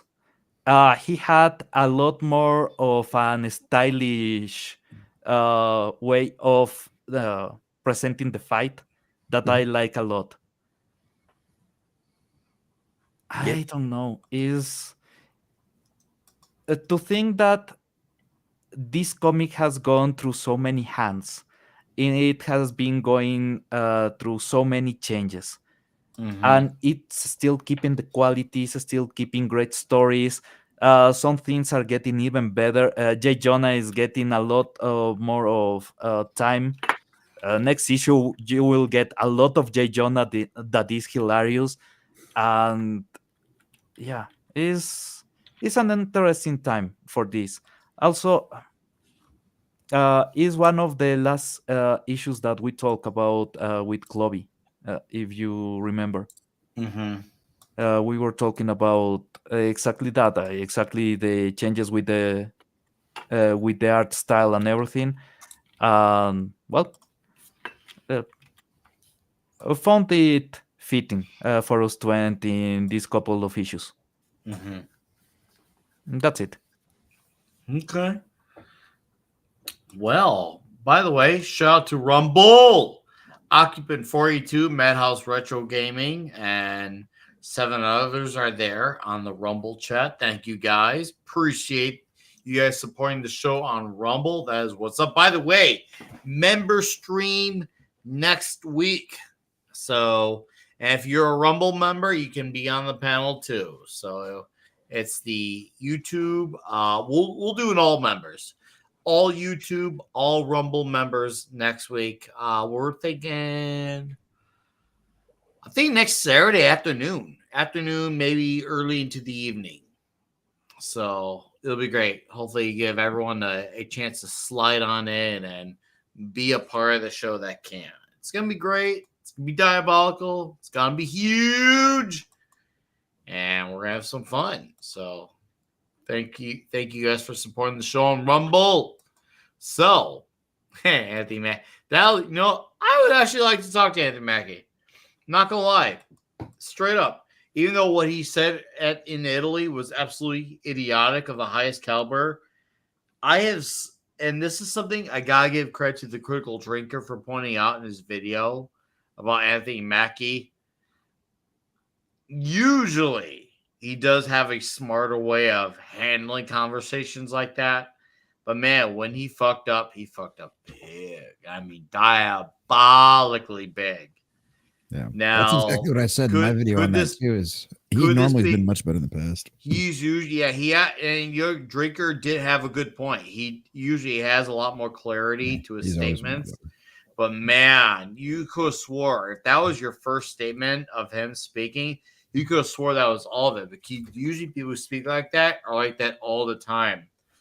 Could it have been an outlier? Sure. It may have been. But man, could you have picked the worst timing to have also said that? Also, yes, as well. This is one of those circumstances where two things can be true. I still like his body of work as the Falcon outside of his show. That was awful. He still seems like an okay guy as far as a dude, but homie, you don't want to be validated for being Captain America. That's it. Full stop. One validation straight up gay. I'll just say if I get demonetized, fuck off, whatever. If you want to be recognized and respected, be recognized and respected for stuff that Anthony Mackie is respected for, not for living off something else that came before. So the fact that you want to have the sloppy seconds of a character, it's, I don't know, man, seems kind of fucking off to me. I mean, I don't know. I look at Blade and see Blade. I'm like, hey, look at that. No, it was that the first black Marvel character on a movie, but it was also the very first Marvel movie ever pre-MCU. Nope. And Blade is his own legacy. You are missing legacy something. Is way more cooler. You are missing something. You are missing Fantastic Four. What, because of Black Panther debuting in Fantastic Four or something else? You said first Marvel movie. Oh, because of the directive. I mean, I personally have never counted those, but you are allowed to count those if you want. What's up, Abigor, by the way? Abigor, text me. We got to talk. I got so please text me. I know you have my number. But go ahead, Pablo. You're going to say something? No, I enjoyed this issue a lot. I think that is fascinating, the changes on the guard, and that's it. Okay. Awesome. No, I love this issue. But D-Bud, I want your thoughts on this issue. And then we're going to issue 80.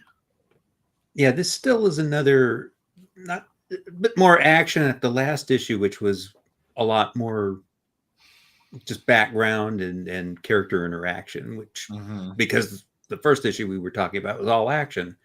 Got a bit more in here. It kind of makes sense how the Prowler is able to take out Spidey a bit here, because Spider-Man's sensing that, I mean, the spider sense isn't going off when he's fighting him, which kind of tips him off that this guy isn't all bad. Something else is going on. So he's not really going all out to beat this guy, and it lets him get the Prowler get the drop on him with the gas. So that was, that makes sense the way they did that. And I love the interaction with, like Pablo was mentioned, with JJ. It's like, he's all, why didn't you get any pictures while Spider-Man was saving you from dying? He laughed so hard. In the beginning, when J. Jonah goes like murderer and everything, and then after the Prowler is gone, he's like, and he left with my money. Oh no, my money's here. And Robbie's like, what about the kid? Oh yeah, Parker. Oh yeah. And then when he shows up, he's like, Parker, where did you get pictures?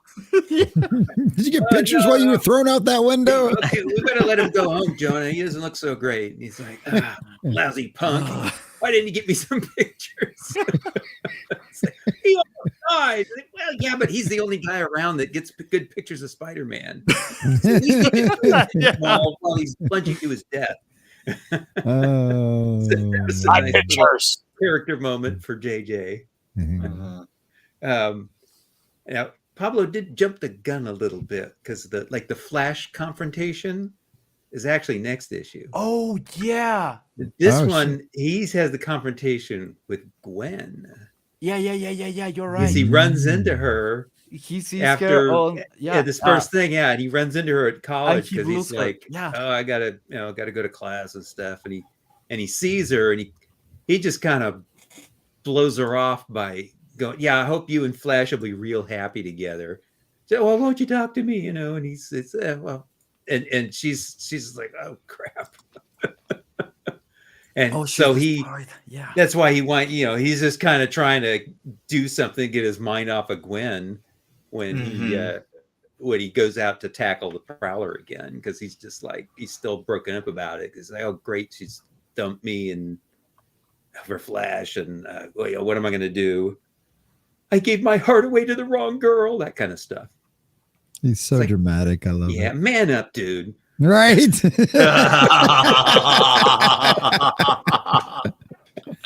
You need to go back in there, slap her on her ass, and tell her who she belongs to. Damn it! And then he has you have Hobie here. He's like, it's like, I didn't want to do any of this stuff. I didn't mean to hurt anybody. I was trying to just trick him into thinking I recovered this money, because his plan was just, I'm going to steal the payroll money and then bring it back as Hobie and say, oh, I found this, and he'd be a hero. And of course, it's not worked out that way. And he's like, oh man, I killed that kid. I didn't mean to kill anybody. I just, I just wanted to do something for his girl. Really, he's trying to get her back in a way by doing all this. Is sort of his motivation, is to show her. Not worth it.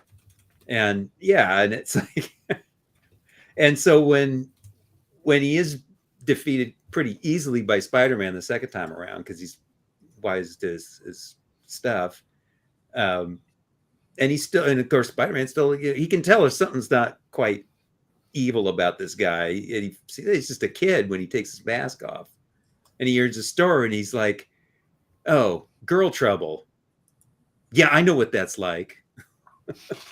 so again, it makes sense that he'd let him go. He said, well, you really didn't do any major crimes. You did sort of assault the guard that was holding the money, but he didn't do any major damage of anything. So I'm going to give you a chance to, do the right thing.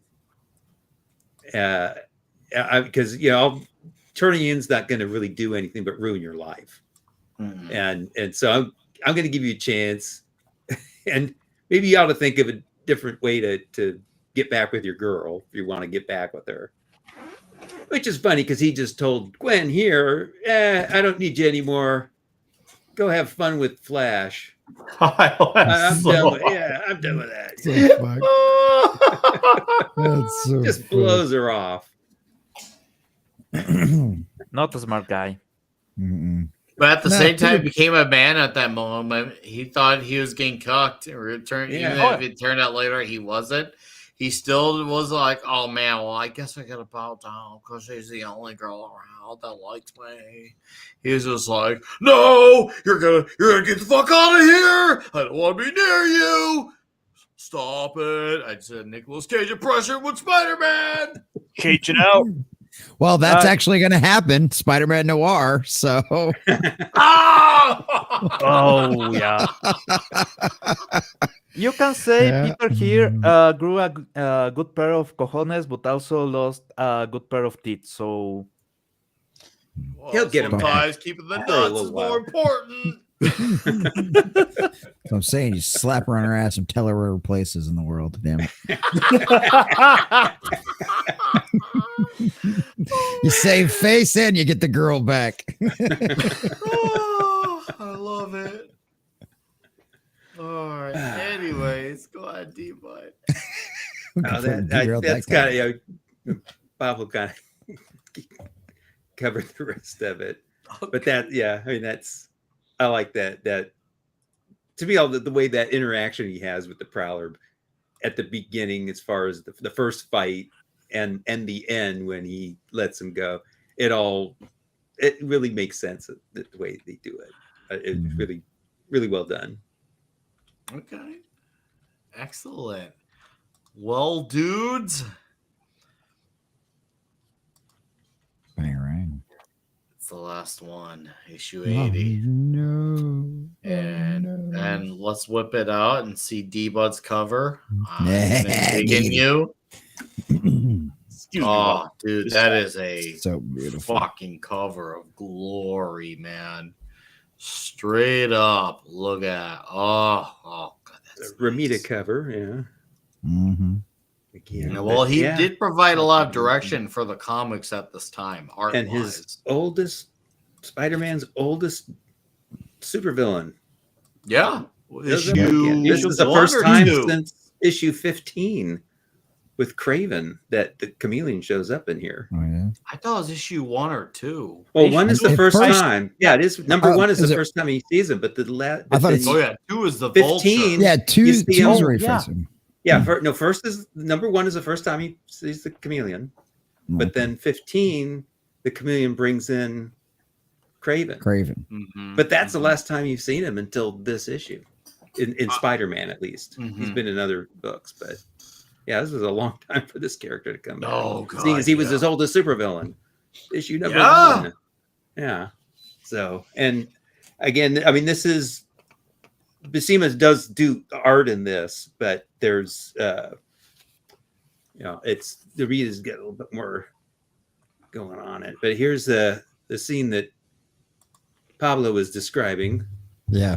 with Harry and his Fu Manchu and Peter about to deck Flash. Like, gee, wow, huh? That's Nobody says anything about the fact that he just picked him up with one arm. Right. No, but they have There's seen a tiger him, in you after all. yeah. In other situations, they have seen Peter do stuff like that, so it's not new for them. Well, and that was something I meant to bring up in one of the last issues too. Is there's that one scene where Peter's all pissed off, and those two guys that are probably a good head taller than him, Oh, are yeah, in the fixing to last try to go after issue. him. Yeah, and he Prowler, literally yeah. just like, and I didn't even realize it. I just saw them slam against the wall, but when I went back and looked at it closer, that like literally all he did was try to like shoo them away, and he slammed them halfway across the alley and into the damn wall. Yeah, he doesn't even think about it. He just like, Yeah, that just shows leave you me the alone. I've got girl troubles. I don't care. Yeah. Oops. the sheer strength of Spider-Man. That was just a great. And he was Yeah. like, "Oops, glad I didn't do that. Glad I didn't do that in full force." But this is a great J. Jonah Jameson issue. There's several goodies in here with Jonah. Yes. Plenty. And I mean plenty of Yeah, them. he's to me, he's kind of more the star of this particular issue is Jameson. Because I of agree. the different things I- that go on in it with him.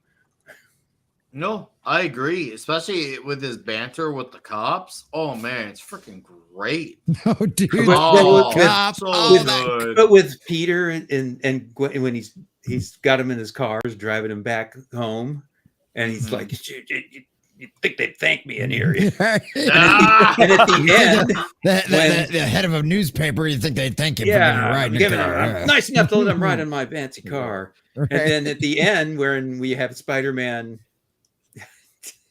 talking to Jonah about, well, yeah, I tore that mask off of the chameleon, but too bad I didn't get a chance to tear your flabby face off. Yeah, I didn't grab Yeah. your flabby face.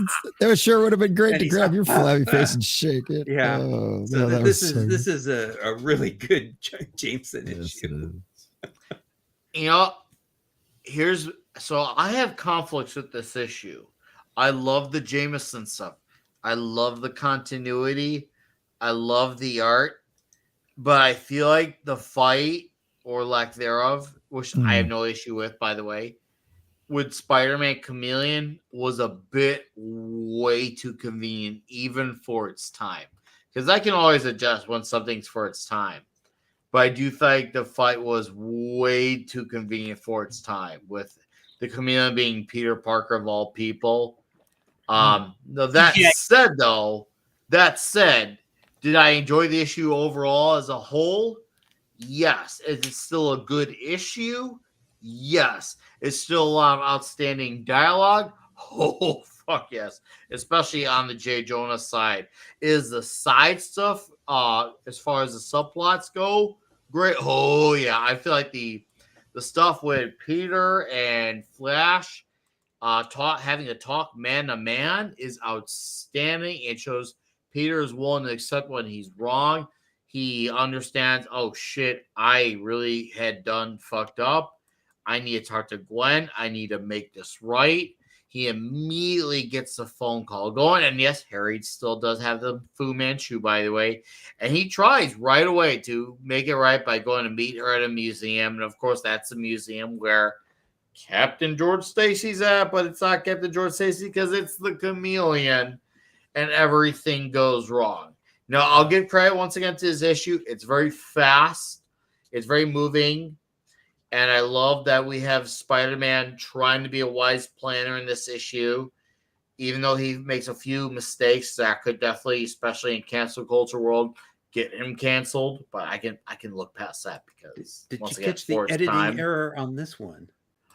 I did not. Well, you just kind of said it because. Oh, you're talking about the issue number 2 to 1? Yes. No. This newspaper picture. Hold on. Let me hold on. All right, put it back up. Oh, if you see the newspaper, if it'll focus there. It's focused. It says he's Captain John Stacy. Oh my! I did not catch that. Oh, no, I didn't either. So like, wait a minute, it's George Stacy. Yeah, he probably has a middle name. Oh, there's Jonah. Well, maybe he's friends with Peter Palmer or so. Well, I guess that's his middle name now. Yeah, probably. Captain George John Stacy. What a ring to it. What a freaking ring. But I love this. And once again, you actually saw a rare moment where Peter Parker actually took it a step too far, which I do believe, because we all have a moment where we kind of tend to, not do the ideal thing. No one of us is perfect. And some might say, especially in a modern age, that it's out of character for Peter. Well, yes, it here's the thing, it is. And he recognizes it's out of character. This is not something he would normally do. When you're in a bit of a heat of passion, you kind of tend to react a bit differently. So I feel like it's out of character, but not that out of character. It was more of he had a rare moment and he learned from it really quickly not to do it again. He listened to what Flash had to say, wanted to course correct right off the bat. Flash ends up looking like a better guy in these last few issues because of it. Yeah. I got handed to Flash, man. I hated you. Still hated you. Now I don't hate you. Now I tolerate you. He does seem a little more friendly here with Peter, even though he just tried, but he's like, he's a bit, you could tell Flash has matured a bit. Yeah. He's still calling him Puny Parker, but there's a little bit of a different attitude with it. It's more like it's just sort of the thing he calls him. He's not doing it to get his goat like he used to. Oh yeah. He's doing it. It's just sort of, that's just his pet name for him now. But the military, Flash is definitely more mature in this. The military did wonders to Flash Thompson, and I love that they did that. That's great. It lets you know that they're willing to make changes for Flash as he went along as well. And it's clear that Peter and Gwen are so much closer to confessing their feelings for one another. You can just, even though they don't outright say in this issue, you can feel the damn tension between these two so much more. Just because that the fact that Peter loves this girl so damn much that he not only outright made his run to Flash, but he made the call right a freaking way. Met her ASAP. Not only did he meet her ASAP, he freaking just was Spider-Man. Didn't do the Peter Parker transportation, but the damn Spider-Man transportation. So once again, for my complaints I have with the chameleon confrontation, because I wouldn't call it a fight, confrontation, there's so much in this issue that makes up for that in that regard. So I guess I'm going to go for a right once again, we don't have to score. It's just me notes because I have the OCD of scoring. I'm going to go to 7.9. It's a really damn good issue, just teetering on greatness. I just wish there was a bit of a better confrontation with the Chameleon after so long, and the fact that he just conveniently was Peter Parker of all the peoples. It'd be one thing I feel like Chameleon had more knowledge, maybe to show that he knew of Peter Parker, but it just felt way too convenient to show off like, hey, look, Spider-Man and Peter Parker at the same time. And yeah, sure, that works for the crowd who's there, but as far as the reader, and to be fair, maybe Stan or Buscema would argue it's not meant for me, it's meant for the crowd. Sure, okay, but as far as the reader, I feel like I need to be sold as much as the crowd in the story. That's my argument there. I still enjoyed this issue, still love the art. There's still lots to love about it, but considering Spider-Man is my all-time favorite fictional character, I feel like if I praise the hell out of something, I should also not be afraid to criticize something when I feel like it's there. So that's just my thoughts. I'm going to let the last man speak on this issue, and that's going to be Ironcaster. Who knows? He might disagree with me on all my shit. So we'll see. No, I actually agree with you on that. I think for all that was out of it, it does make sense that it's kind of a bit of a lackluster result. I mean, there is a sort of sense to it that, hey, everyone will be quick to kind of overlook the camera guy, the photographer that's here with like the Daily Bugle. But that said, it's just kind of a challenge of ultimately with a Chameleon comic like this, it's all the big buildup of eventually figuring out who is he going to be. And they're going to keep you always looking this way, that way. And so ultimately, Chameleon books, you're not gonna get the same kind of fights and capabilities out of it as you would out of like even the Vulture. Mm-hmm. The Vulture stuff really ascended in these last few issues, dude. The Vulture needs a shrine now, straight up. By the way, I have a shrine for the Vulture. He's right back there. Dude. There he is. See him? Oh, I see him. There's our guy. That's the glorious. Vulture. That is glorious. It looks like Ironcaster wasn't there last week to see it. So. Oh, dude. Now. But yeah, no. All things considered, it's otherwise fantastic. We're starting to see a little more of the romance and the tension building between Peter and Gwen, where he's actually trying to put in some FaceTime as Peter. Mm-hmm. And it's not coming off as here's Peter sneaking out again on Gwen and, not and seeming like he doesn't want anything to do with her. We're not getting that same, element getting brought in. They better savor every second because they had about 40 issues. We got a new subscriber, Ralph House Comics. Thank you for subscribing. Cheers and beers to you, sir. I don't know if you subscribe to a video or a live stream, whatever you're catching. Thank you for subscribing. Pablo, go ahead and have your thoughts. Oh, no. It's Ironcaster's. Oh, I mean, Caster, yeah. No, it's all you just want to add something to what Caster is saying. That's all. Yeah. Anything to refutate? I'm just gonna say, I love that perky style. You're such a toxic man. Oh yeah. Yes. Oh yeah. What can I say? Hot Latino blood. Yeah, the Spanish came around and fucked all of our ancestors, man. It doesn't seem like Whitey's complaining about that, though. Seems like Whitey seems to be very okay with that, considering what they see out of it. So, dudes. Well, Cass, you got anything else you want to add, or are we square here? Oh no, I think we're squared away. Just fantastic books. Can't wait to read some more. And with that, I do think maybe we should see what the people think about that other idea we were kind of talking about a while back for Spider-Man. Which idea? Talk to me.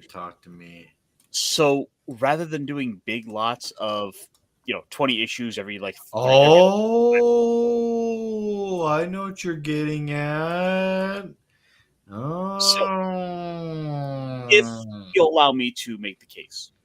Yeah, make the case. So my proposal, everyone out there, is let's stick to Spider-Man. We'll do one issue a week. We'll keep going with that. And then we can format a little bit and we can get into a little bit of, we have our coverage of like what's going on with Rippaverse, what's going on with IDW or Image or Boom or Mad Cave, and we still get our Spider-Man in. So that we're never too far from the webhead. Okay, what do you have against Gwen Stacy? Because you kinda want to fast track that one. Whoa! No, I don't.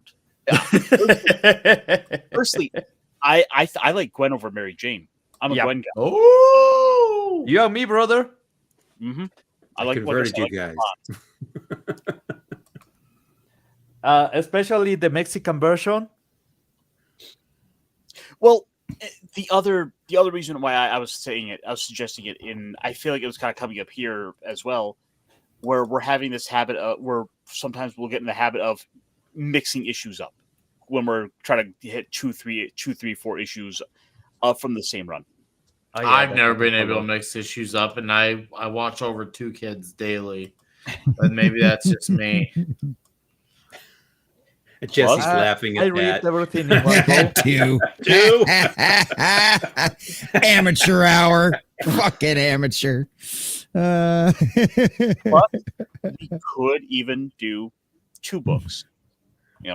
We'll have our Spider-Man, and then we also work in just a little taste of something else as well. So we can kind of keep a nice little healthy rotation of stuff going on, but we have our staple Spider-Man here. I think here's a challenge, and this is something I think and this is just an idea now that you brought up because I forgot about, but then now I remember what my thoughts were after I thought about it. I think we can do this up to I think we should have our normal format till 100 or 110. Okay. And then we could consider a weekly thing. And the reason I say it is because I wanted to go all the way from Stan Lee into Jerry Conway. And I want Deba to be I'm thinking about my comic book completedness. Now that we have Deba, we need to have him be along for the ride. Up until that cutoff point. We also have to consider in future guests for shows we'd have to take a week or 2 weeks off to consider for future guests. That's something to definitely think about. Trying to think what else. There'll be select shows. Let's not forget when Huck comes out. That's going to be the first new monthly comic we'll be talking about on a monthly basis in a long time on this show. And that's coming this year. That's going to be a big deal for us. When is that coming out? Huck, Big Bad World, May. May, okay. First issue starts in May. Yeah, you guys had talked about it. I read the series, the original one. It's good, right? Dude, I just reread it myself. Yeah. I just reread it again. It's really damn good, right? Yeah, and he's got the same artist again. Raphael Albuquerque is back on the book. He's got the same colorist too for it. So I was just like, "Fuck yes!" He's really getting the band back together for this one. I hope they nail it. Yeah. Dude, I feel like something tells me he's going with the way. So I read his recent finale for Nemesis Rogues Gallery, and it was such an ass kicker of a finale. I don't have a single doubt in my mind he's going to nail Huck Big Bad World, aka the sequel to Huck, because Rogues Gallery was such a fucking crazy finish, especially if you're someone who knows of Nemesis. It's a very different story, but what I'm trying to get at here is that Mark Miller knows how to wrap up a story. When he knows how to freaking stick the landing, he does. and with how Rogues Gallery finished a few weeks ago, holy shit. I have a feeling we're going to get that, but the opposite with Huck. In terms, if he could bring the most cold-hearted, cold-blooded, holy fucked up ending with Nemesis Rogues Gallery, with Huck, he can make us feel the most heartfeltness towards him. He's going to amplify the heartfeltness to another degree. That's just my prediction. And I still am going to plan on working on getting him on right around when Huck #1 comes on. Like I said, it'll probably have to be like a morning or afternoon show to adjust to his United Kingdom time. Of course, everyone on the panel is invited by default just for being around for that, because that's going to be, for me, a pivotal moment to talk about Huck with the man himself. I'm pretty sure I can do this. That's how sure I am, where I'm saying this is inevitable. Watch, I'm jinxing myself. This shit don't happen. But that's how confident I am that this can happen. So let my game play for itself. So we'll see, though. We'll come April, May. We'll see. But I feel pretty good about it. I can't wait to talk about Huck. So you did finish it, D-Bud? Yeah. Nice. I read them last weekend when after you guys have been talking about it. I was like, hey, I haven't read that, and hey, if Clobby liked it, I might just like it too. So God, read it, yeah. and yes, I see why I liked it. It was good. Oh, you're right. It totally resonates with them. And I remember he's bragging about the black and whites. And I got the black and whites. Like, Clobby owning black and whites from a freaking newer comic? What? That's even rarer than a unicorn sighting. As I use that phrase a lot. But that's an even rarer thing. Yeah, he did. So, no, we'll definitely be talking Huck. That's going to be a big deal. Caster, too. Once again, I guess we could say bring it down to your point. Yeah, I think once we get to the Jerry Conway session, I think that would be a fun idea to do on a weekly basis. I don't know if anyone on our weekly panel would disagree to that idea, but I think that would be fun to do one issue, because if we do that one issue, it by default gives us something to have. In case of a slower week, we can take the first 20, 30 minutes of a show by default from there. I think that's a good idea. With that, we can still get get the Spider-Man in. We can, hit on whatever other topical book we might be having as well. And it could also be, we might also get a nice little surprise in there to where the guests coming on might either have read the book, or or even if they don't want to stick around, they don't have to.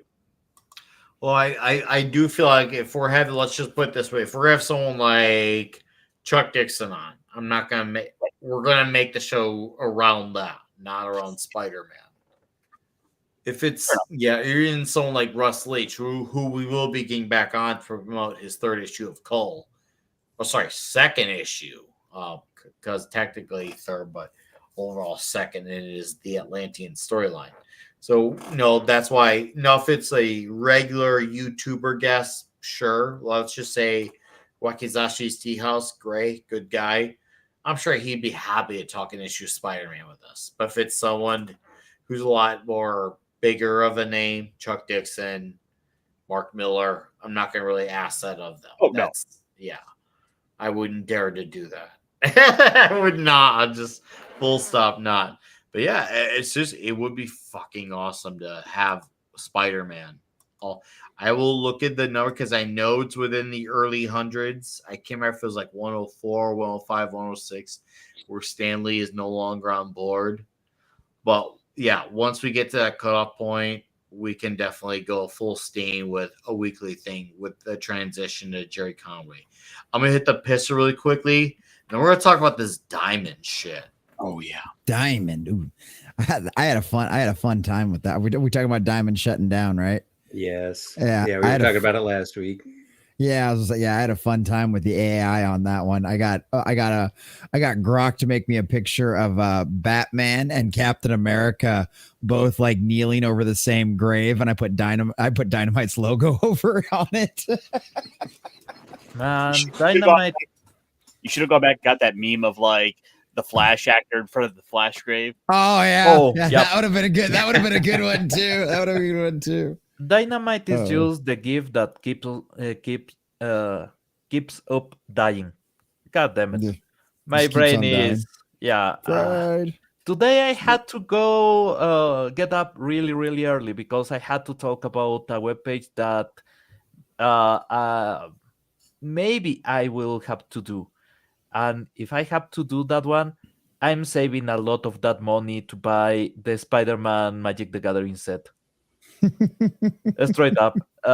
Is like 8 months far from now, but if I can I'm a save little that money surprised from they're go.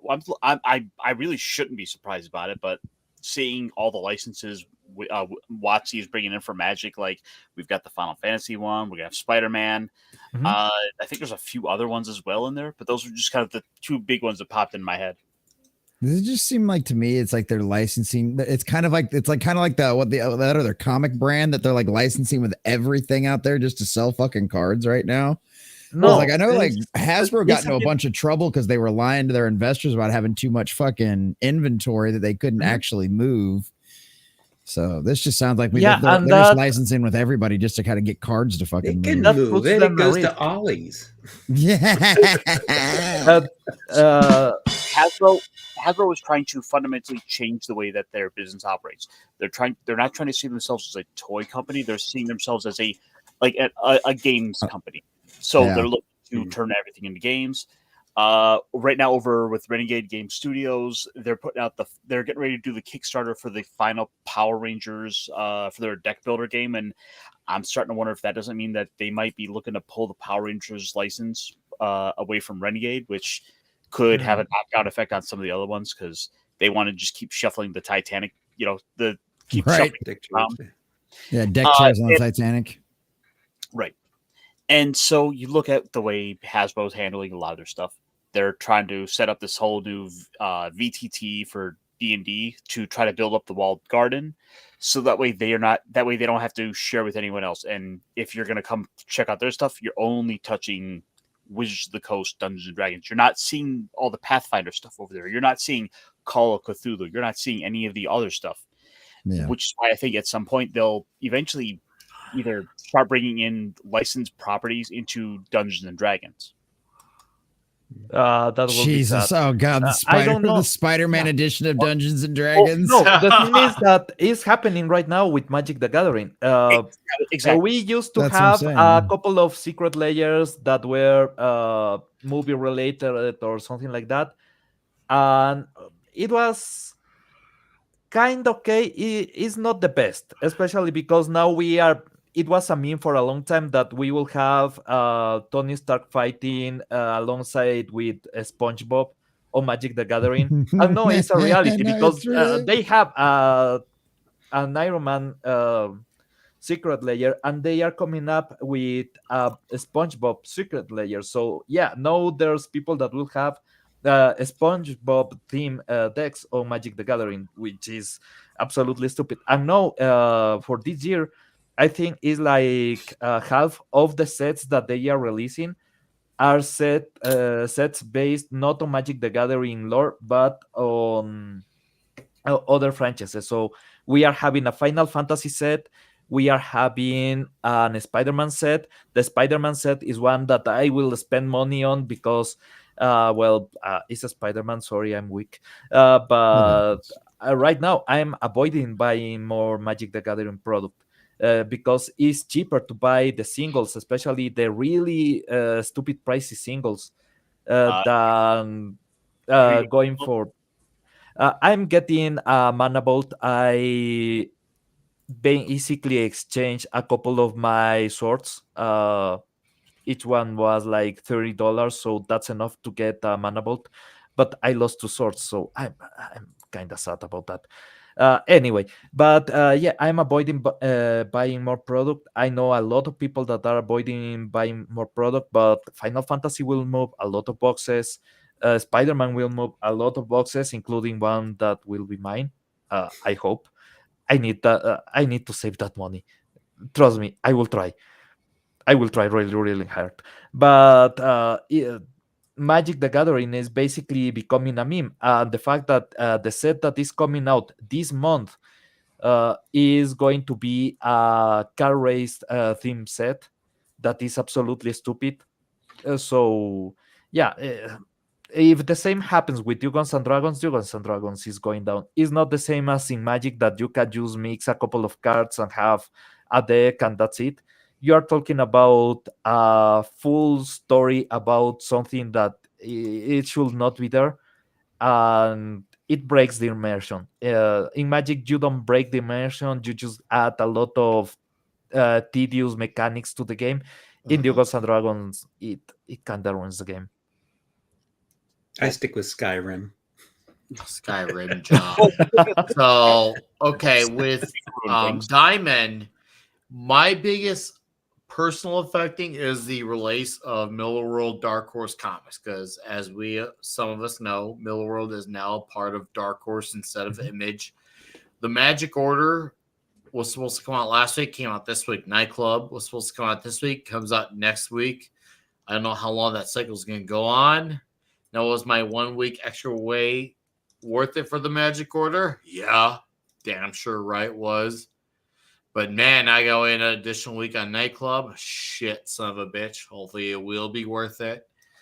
But man, I wonder how long that cycle is going to contain, because it looks like it isn't far from the only thing that's affected until Image gets their new deal with whomever it is changed, because what was supposed to come out of Redcoat number 10 in February now got moved to March.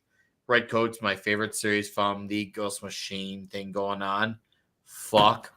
And then I know Void Rivals, which never, ever misses a deadline except for when there's a delay between arcs, a few months. Now there's going to be a delay. And G.I. Joe and Transformers are having a little bit of that, it seems to be as well. Luckily, nothing too heavy, but there's going to be that actual 1 or 2 month gap. So I'm like, shite, son of a bitch, asshole. And this is where I do fault Image and Marvel and everyone else. You should have followed what DC was doing, man. I can't believe I'm saying that, but for all as I said at the beginning of the show, for all the 800 dumb things DC did, the one thing they did right was get ahead of the curve on this one. And they did. And that's why I know my Aquaman, which I'm going to read and follow for the next several months, unless something horrific happens, I'm going to be invested in Aquaman. And I know it's going to be there. Oh, good. Flash Gordon saved. Oh, yes. Flash Gordon is safe. Yes. Talking about Magic. Flash Gordon's safe. Speaking of, DC doing good things, it seems Mad Cave has recognized that DC is, of course, on a good path with Lunar, and they're going to make the jump over. So many of these fan favorite comics right now, such as Flash Gordon, as well as the Guardians of the Universe or Defenders of the Galaxy, as well as Gotcha Man, are all going to be moved over there as well. So we are starting to see some movements happening. Boom Studios, likewise, is also moving some of their books over to Penguin Random House rather than Lunar. So we aren't seeing the same sort of monopoly that Diamond was, but we are at least starting to see a restructuring of the landscape of comics. It would be nice if they don't have a single distributor. And I noticed that the person who posted this was Milton Greep, who was the owner of Capital City Distribution, which was the one that I got my comics from. And that's why ICV2, that's Internal Correspondence, was the name of their newsletter for Cap City customers. So that ICV2 is Internal Correspondence version 2 is what it stands for. But Milton was the owner, co-owner of Capital City Distribution. So he's the one who got, when all that stuff happened with Heroes World and Diamond and all that, his company's the one that went under of the big two. But we need to have at least two comic distributors.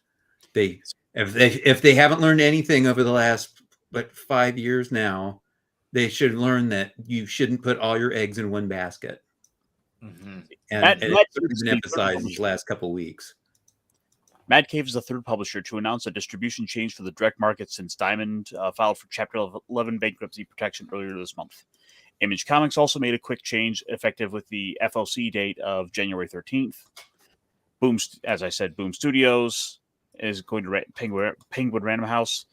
And so I guess the real questions now is going to be who's next? What's, say, Todd McFarlane going to do? Well, I know Image is in the works with things, so I guess it's just getting to that state of completion. So Image will transition. Dark Horse and Titan and IDW. I can't believe I'm defending IDW, all because of one comic I enjoy. Need to get on board and make changes now. Especially, we have a great Conan the Barbarian run. The Savage Sword of Conan being extended to a full year's worth of issues with 6 more. Yeah, I do want that, and I hope that they're seeing what Mad Cave, Image, and DC are doing, and like, okay, we need to make change too. And I do want my Miller World books to come out. I really do. I'm enjoying what Mark's doing just as much as ever. I want that. I want my Conan. I'm not worried about my Energon universe. I'm not worried about Ghost Machine. I hope Dynamite catches on so that way Caster can get his monthly Space Ghost in as well. We know it's good to know that there's a scene, let's just say outside the big two, where there's at least a few books per company that are being talked about. Because right now, outside of Green Lantern at DC, which is the only DC book being talked about in my shop, Marvel and DC are not having anything else that are being talked about. I'm not talking about selling, but have genuine enthusiasm from customers. Jeremy Adams' Green Lantern is the only book. Well, I guess you get now factor on Aquaman, but I'm trying to be technical because it's been almost 2 years for Green Lantern. That's that's what you want to have as long-term engagement. Green Lantern is the only one that's being talked about like that. Maybe there might be a different argument for the new Hush coming up with Jeff Loeb and Jim Lee, but to me, that's nothing more than a short-term sales game, unless the book is reeking of excellence, and I mean pissing blood of excellence. See a Cannibal Corpse reference there. So hopefully Dynamite is going to be able to make the transition themselves, because they've got at least one more book coming out that I have a little bit of curiosity. And this is another one of those licensed books. We're getting wacky faces. I am very interested. Dude, yes. Hey, let me love Wacky Races. I have those on DVD. Bro. I watched those when I was a kid, first run. I love Wacky Races. Oh, TZ, I can answer that for you. Not only is it coming in March, him and I do follow each other on Twix. Giggity. And I have brought it to his attention. I do want to have him on this channel. I will leave it at that. You make of those comments what you will. I mean, his book has my interest, certainly, and not just because of the YouTube aspect, but because it is itself a tokusatsu inspired character. Yes. So we're talking. It felt like a fit for him. It felt like a fit to have him, because I thought about you when I thought about talking to him. You no bullshit, Kessler. You were who I thought when I looked at the style, and before I messaged him and talked to him, I'm like, yeah, I think this would be a good fit. He seems right in line with what we talk about here. So Yellow Flash, we'll let fingers crossed, man. Fingers crossed. But yeah, that has basically been the primary news. This was a bit of a dead week for me, so I didn't get a chance to get down to the shop. Okay. I did, and obviously the Magic Order issue that came out a week late was freaking great. Really freaking weird. Holy crap, was it weird? Was it really great? And do I have some suspicions on things? Yeah. But also, Red Coat, fuck, it is great. Brian Hitch has really elevated himself with his art. I love it. I know Rick Exis seems to be the big talk of the town as far as Ghost Machine is concerned, and I get it. I can see why.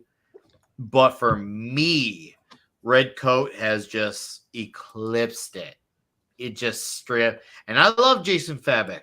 I think he's great. He's a great artist. But Brian Hitch and Jeff Johns together are just a combination that I am all in. But especially this week's issue had fucking Johnny Appleseed in it. I'm not joking, by the way. Johnny Appleseed. And the 6 issues prior to this issue was him teaming up with Benedict Arnold. I don't know what the hell I can't. Yes, this is very history based. And the issue between Benedict Arnold and Johnny Appleseed, and then Annie Oakley to follow. There's an issue involved a murderous family in a cabin. And with a character who's a lead protagonist, who's like a Booster Gold type of character, except he's immortal, and he is a red coat. And Brian Hitch's art is excellent. Red Coat is great, and everyone should be reading it. Straight up, full stop. Get the fuck on Red Coat. Straight up. I can't wait. Yeah. Feeling good. I'm feeling really damn good about it. That's seriously, I could say that with it. Uzi 9mm of confidence. That did good. But we got one other book we should talk about really quickly. And obviously, I think it should go for mainly Cast on Common Nerd. The Great War of Separation from Chuck Dixon and Jack Herbert. So for me, I'm going to look at it from the lens of the Jack Herbert lens. When DC Rebirth was happening, I loved what Jack Herbert was doing, complementing Action Comics. And of course, I loved Alpha Core. That was awesome. And the fact that we get a young Brian Solari with this story that's going to solidify this universe on a very different level compared to the, I guess you could say, more character-driven books, where this one's more universe-driven. I think we should look at the trailer. Should we look at the trailer, dudes? Yes, please. Let's look at the trailer. Let me. Yeah, this is one of those things. This is one of those things. Like since Casser, did you beat me to the punch? Yeah, you did. He already had it ready to go. Oh, my man, go for it.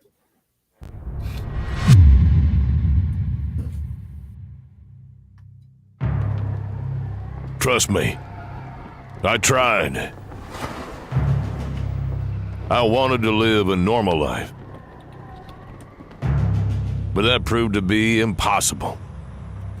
It just did something to me. That's why I settled in Flores Park and put myself back in the line of fire. I'm forever a soldier. Braxwell, with your addition, we formed Alpha Corps, and it reminds me so much of the old days. But it's not the old days. Sometimes it feels like I'm just a dog chasing its tail. Over the last century, the United States has become more and more fractured. Some would say they were surprised Texas wasn't the first to split. But when your allegiance is tested, decisions must be made. It becomes obvious.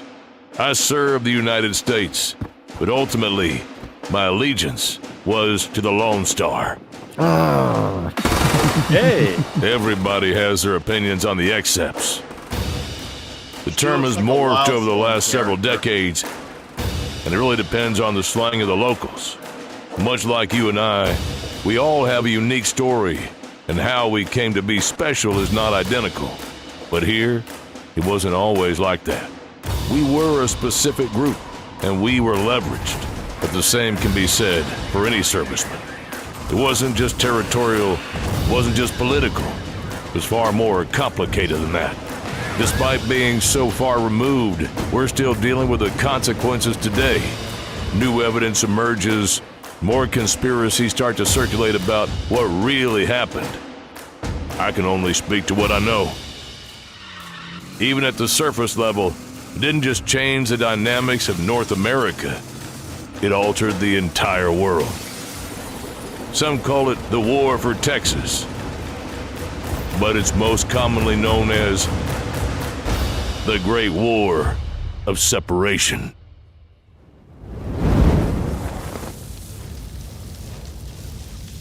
Oh yeah. Oh, Fascinating. This is one of those things I've been excited about learning about this since ISOM #1, because like as soon as Ripa like kind of mentioned this was going to be like Texas, but not the Texas, and then we got into ISOM 1 and you're like, okay, what the hell happened? What is Ripa's version of how the hell things got divided? And one of the things I really liked about the trailer too is like he keeps re-emphasizing the fact that there's a whole bunch of different conspiracies about out there. There's a whole bunch of different thoughts about what actually caused everything to happen. And every time we learn something, and as time goes on, more conspiracies are revealed, more players are revealed. So even whatever story they tell us and whatever reasons they give us in this book, they're leaving it open-ended to where, well, later on down the road, it could come out that it was actually somebody else. So there was another mastermind, or there was somebody else involved beyond just the players we're going to learn from this. And I really like that. I'm fascinated with this one. And that monster cover is fucking awesome. That thing is dope as shit. That thing looks so good. So yeah, this is something that I'm always fascinated about, the history of a world, and like I love origins and where things came from and stuff like that. And so being able to go back to this and figure out why Texas is the way it is now and why the United States is the way it is now, I'm super stoked. I haven't been this stoked about anything since it was Gooding. Other than some of the other projects we've got going. Yeah, this is something I'm super here for. So All No, right. I totally agree with you there, Jesse. I think this is the book that I've been, I think, probably most excited for, just because you hit it on the head. It's that world building, it's that lore, it's that the world that the characters live in, which in so many ways is a character in and of itself. Like you look to the Fantastic Four and try to picture them without the Baxter Building, the X-Men without the mansion. These are such staple elements of these characters. It's like Batman without his Batcave, right? And so when we got those, we start getting those little breadcrumbs of how this is a Texas that's separated from the rest of the United States. It's like it starts to bring up a lot of questions. What's that going to mean? How is that going to play into things? Because when you casually put that on the table, it's like you put a loaded gun and you're just like you're telling people don't focus on that. That's what we don't worry about that. You forget the most important question. Did they finally manage to get California under the sea? We'll find out. There hasn't been any mention of Cali just yet, because they did say Texas wasn't the first one to split off, but everybody expected it to be Texas, and I'm like, California maybe. One thing I'm certain of, no matter what happens with California, Texas, and any of that, Michigan and Ohio will go to war with one another. Okay, there we'll get Toledo. Will we get Minnesota and Wisconsin? We will get Otisburg. Nice part is you guys can only go to war for like 3 months out of the year. The rest of the time it's too fucking cold. Whoa, no. We've got the polar soldiers. The polar soldiers. Like, have you not seen the Polar Bear Club?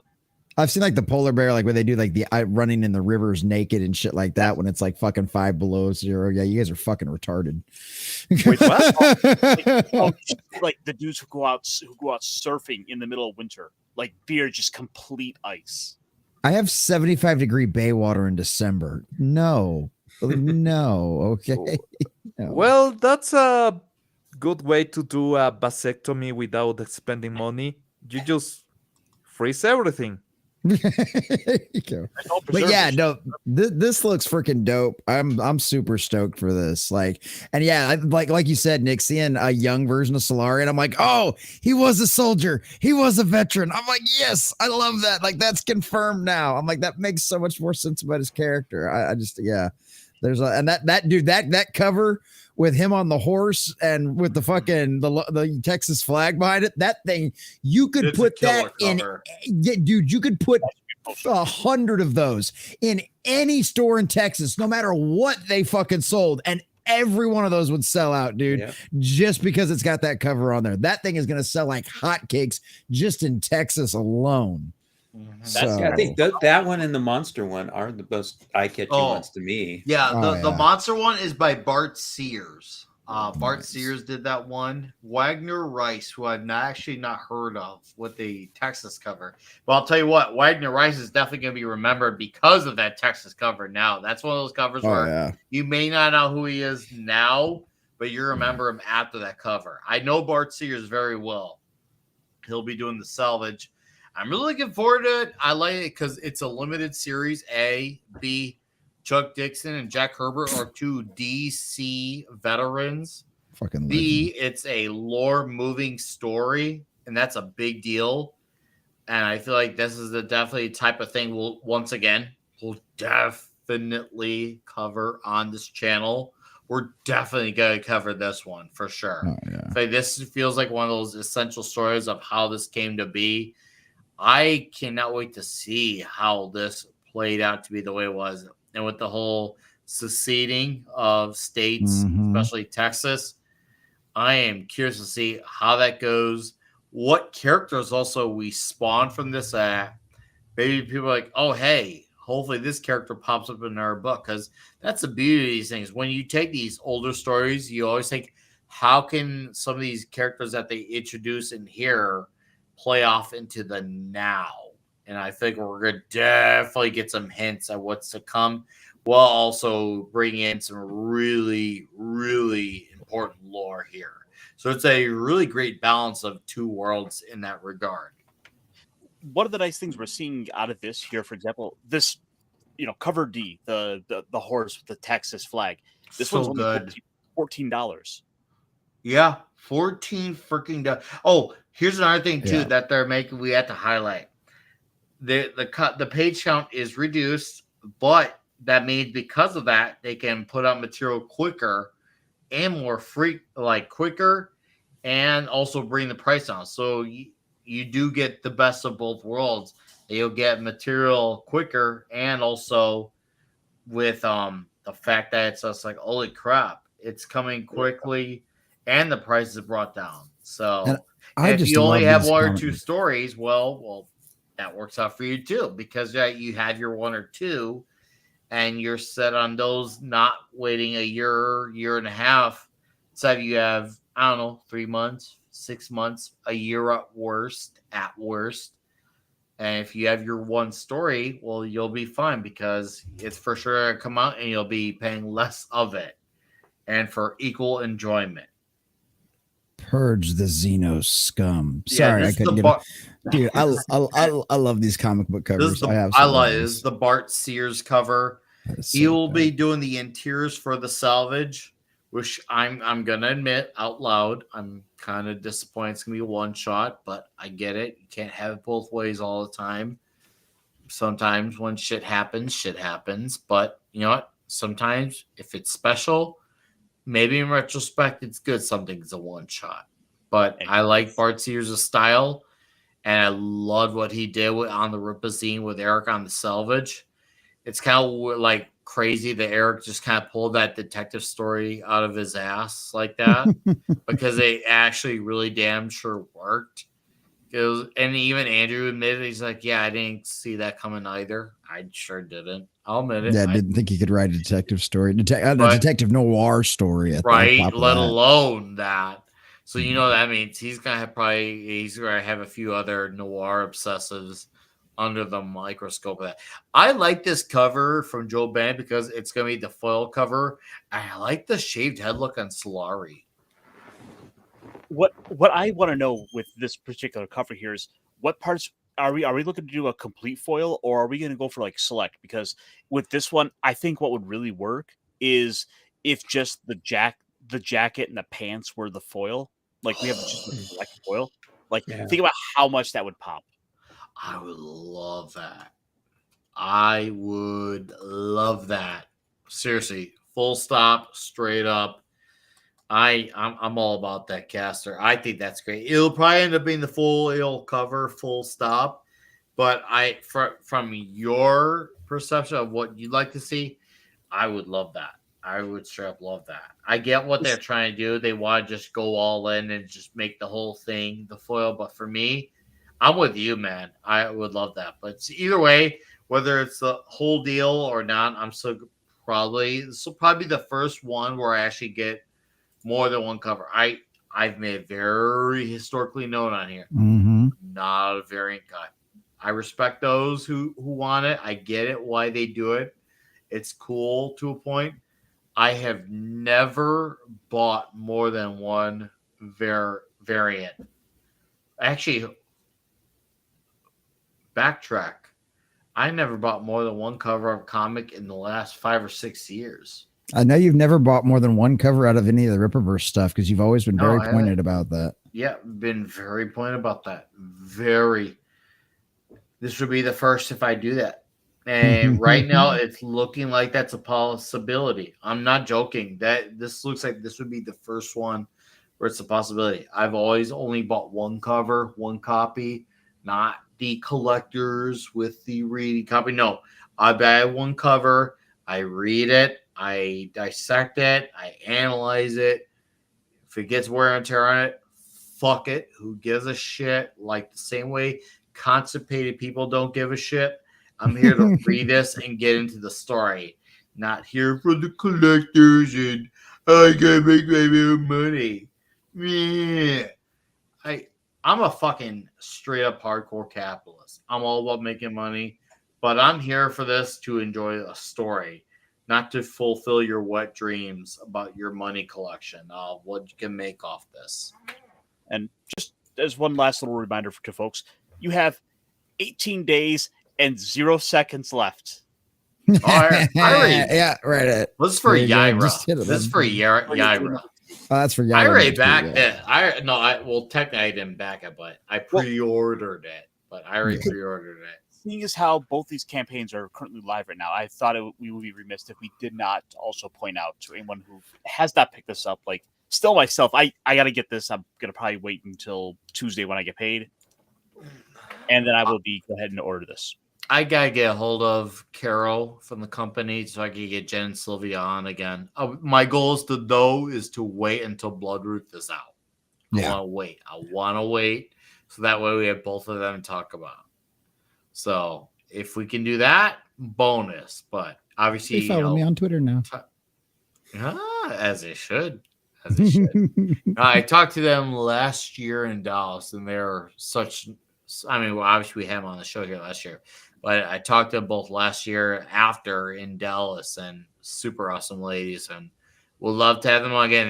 They're willing too. We just gotta make sure the dates align right. So the best part about it is we can do an hour and a half on that, and then we can do another hour and a half just on random shit, and they are down for both. That's the best part about it. So we can just have fun with them as part of their business, but also with them just to geek out and just have fun with shooting the shit. That's the best of both worlds. You want to have that, and those ladies check out all the boxes for that. I can't believe I'm saying those words, but here we are saying those words. They really do. They really do. Mm-hmm. So I think it's gonna be fucking awesome, and I'm looking forward to Bloodroot. Ship my copy already. Didn't hear that. Yeah, I can't wait to Great War. And I did get a hold of Chuck's email address from a friend, so I will reach out to him as well. Now, I'm just gonna put all the stops this year. I'm going all in like Donkey Kong, man. Just shoot those shots just all over the place, Nick. You're gonna hit. Oh, dude, all over. It's gonna be huge. It's gonna be so huge. Seriously, it's gonna be diabolical. It's gonna be radically huge. Like seriously, like Gary's not gonna want to know what to do with his back door after this shit. Whoa! Now we're talking. It's gonna be almost as big as Red Sonja's tits. Better bring the butter for that. Gary's too big. I smell horse shit. It's horrible, but I can smell it. Smell that shit, baby. Wow! What was that? It's Toxic Okay. Tuesday. For common narrative Pablo to fill you in, it seems like Conquest may have an idea. Was No, that he Dewey doesn't. Huh? Was that Dewey Cox? Yeah. Okay, for Pablo and Common Nerd. So there's this movie that came out called Walk Hard, the Dewey Cox story. I heard about that. You gentlemen need to watch it. It's a hidden gem that is tragic that it was not recognized the way it was. But dude, not only is it so horribly, insanely toxic, A, B, you will fucking die from how funny it is. Seriously. You can always come in my back door. Okay. Mark D better have sent that clip to Geary. I asked him twice in the chat, so you got to send that to Geary. Geary has to have that clip. Hold up. Let's take it another inch. You can always come in my back door. In the ass? Okay. Oh, girl, just like that. Oh, damn. Oh. Sometimes I lie awake at night, aching for a man's touch. And by man's touch, I mean a penis in my vagina.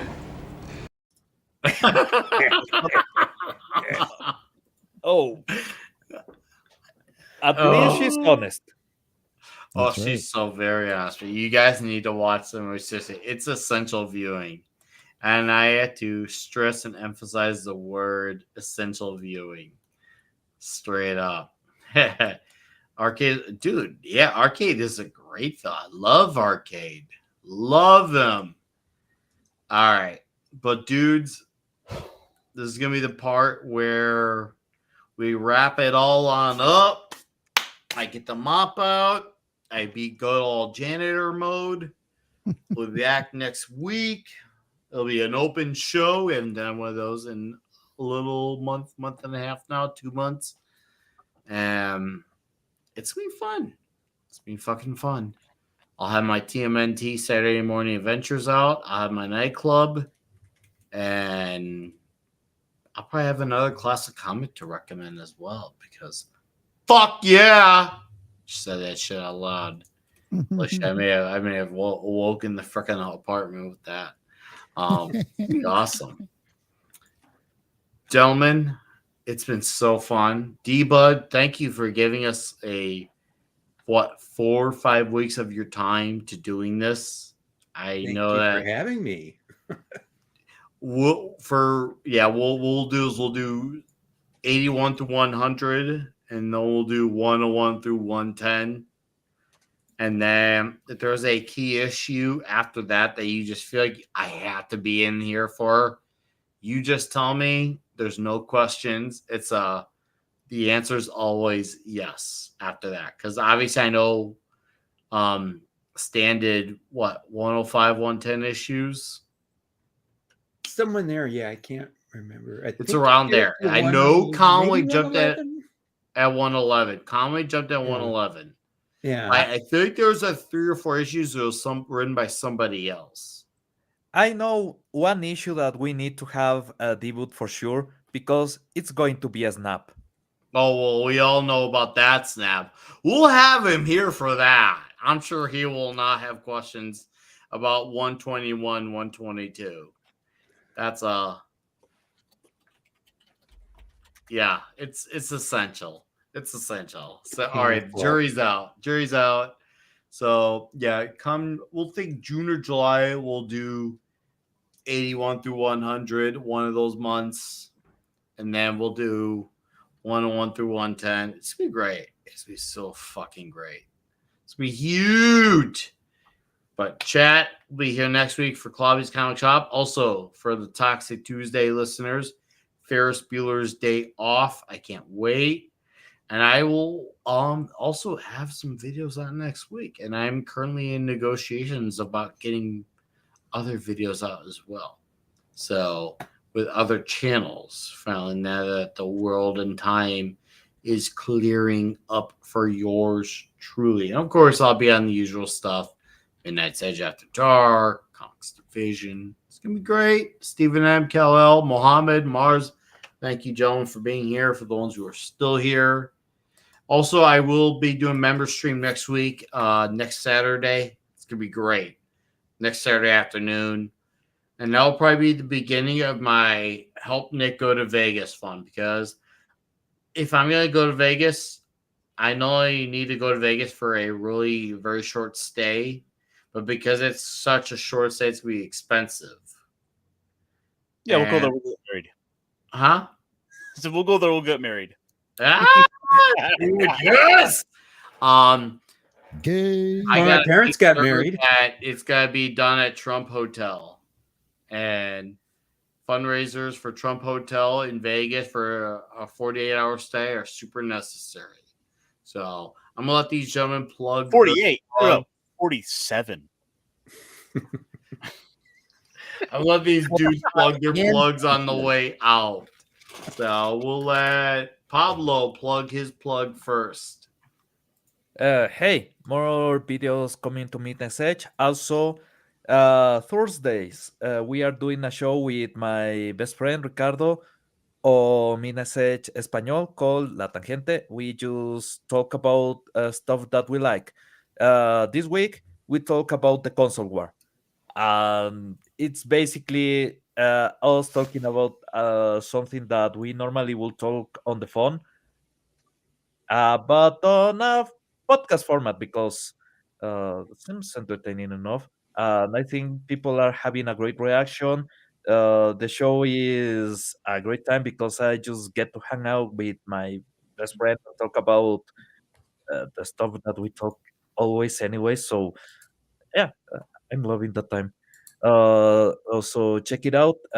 Is in Spanish, but if you know Spanish or you want to learn a bit of Spanish and you know at least the names of the consoles, uh, give us a try and tell us what you think.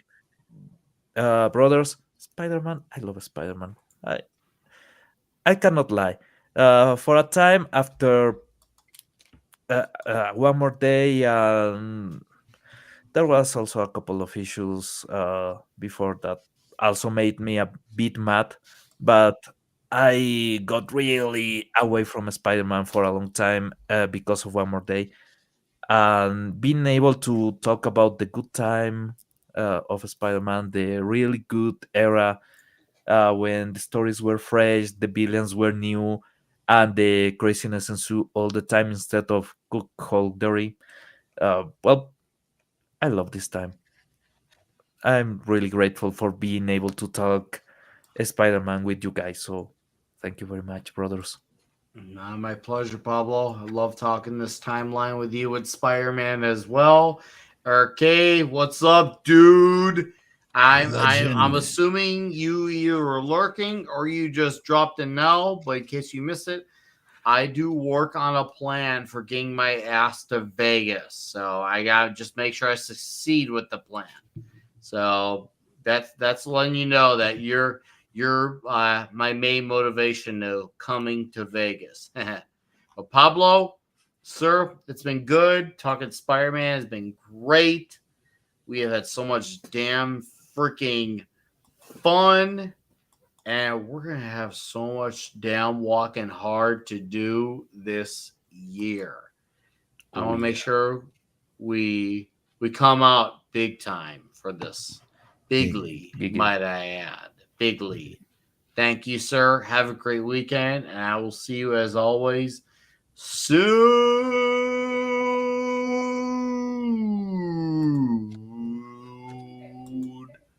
Hi. Hi. Hey, no. Yeah. If you guys I'm haven't drunk. already. Yeah, I know. I can tell. It's cool. I love it. I can handle it. Not my first time.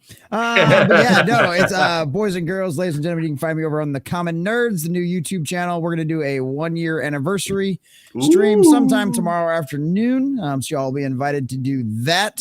That'll be a good time. That should be fun because it's officially the 1-year anniversary on the new channel. We've officially been doing the new channel for 1 year already. So if you haven't already, come subscribe to that. The link should be down there in the description. Thank you, Eric K. Appreciate that very much, brother. We've got all of that kind of fun stuff going on over there tomorrow, Sunday, 2 p.m. Bible study. Last night we had a really great show where Sunker Maiden and I reviewed the first 2 episodes of Cyberpunk Edge Runners.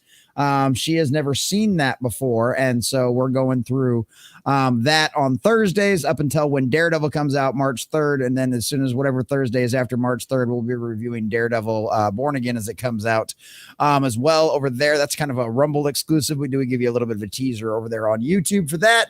Yeah, 2 p.m. Bible study, 7 p.m. Central Standard Time for the When Who Was Good show, Sunker Maiden, Mr. Grant Gregory, and myself, Monday through Friday, 11 a.m. for the morning prep.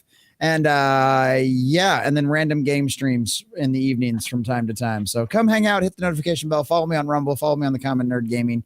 I do things all the time. And so, yeah, and come support me. I just had a new baby.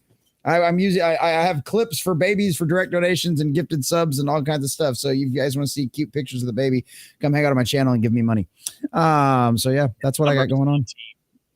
So no, kids aren't diapers and wipes aren't cheap. So come hang out with me. And plus my wife's going to be off work for the next 6 weeks. So like definitely come support and hang out. He needs the money. You heard the guy, folks. Send me. There's a suicidal tendency song called "Send Me Your Money."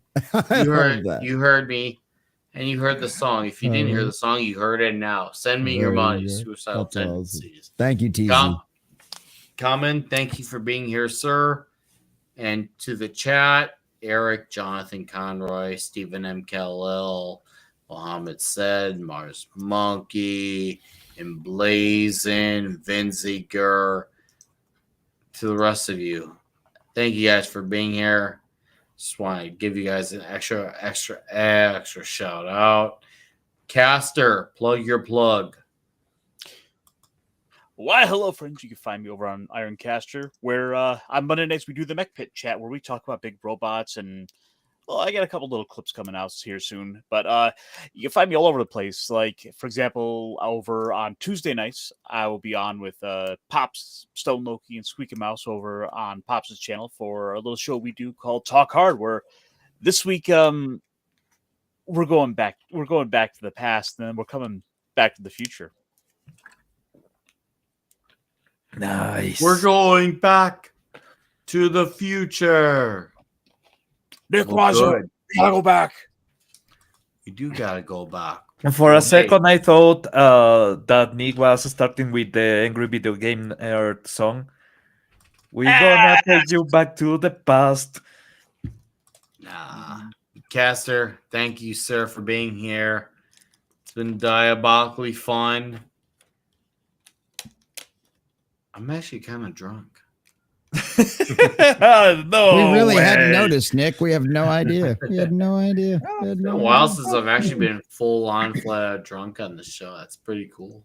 It's nice. It's nice. It is nice. My glass is empty. I'm gonna have one more before I knock out. I wake up at 5 a.m.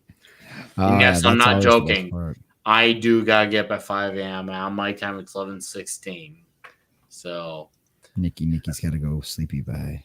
Oh yeah, but we got D-Bud here, and we also have Pablo who got plug their plugs on the way out. So Pablo, I already did. Oh, you already did. D-Bud. I know Common and Ironcaster did, but D-Bud. D-Bud's last. I know you got modding to do. Yes, I have modding to do. Yeah. At Midnight's Edge and Mead and Valiant Renegade and the Pro channels. Though I haven't been doing much lately because my paying job has been a little crazy lately. So you probably won't see me this weekend. I'm hoping I'll get far enough done through Monday that I can show up for that 70s Rock Fans Monday show, which is going to be on Capricorn 1 this week. Mm. They're classic. Capricorn. But otherwise, I just want to say, thanks again for having me this month. I'm all in for Silver Age Marvel comics. I'm always available for those. Okay. But last thing I want to say is, Nick, get your ass to Vegas. I mean, to bed. Maybe I gotta do both. Yeah, I'm actually feeling pretty drunk, so it's pretty great. Actually, I love it. I haven't been this drunk on a stream in a long time, so it's kind of like really cool. So I love it. But chat, it's been great. Panel, it's been great. I'm gonna go face plant, and it's gonna be huge. I swear a lot of vulgarities on that statement. Goodbye, good fight, good night. Bye. Salud. Bye. That time, I heard you coming.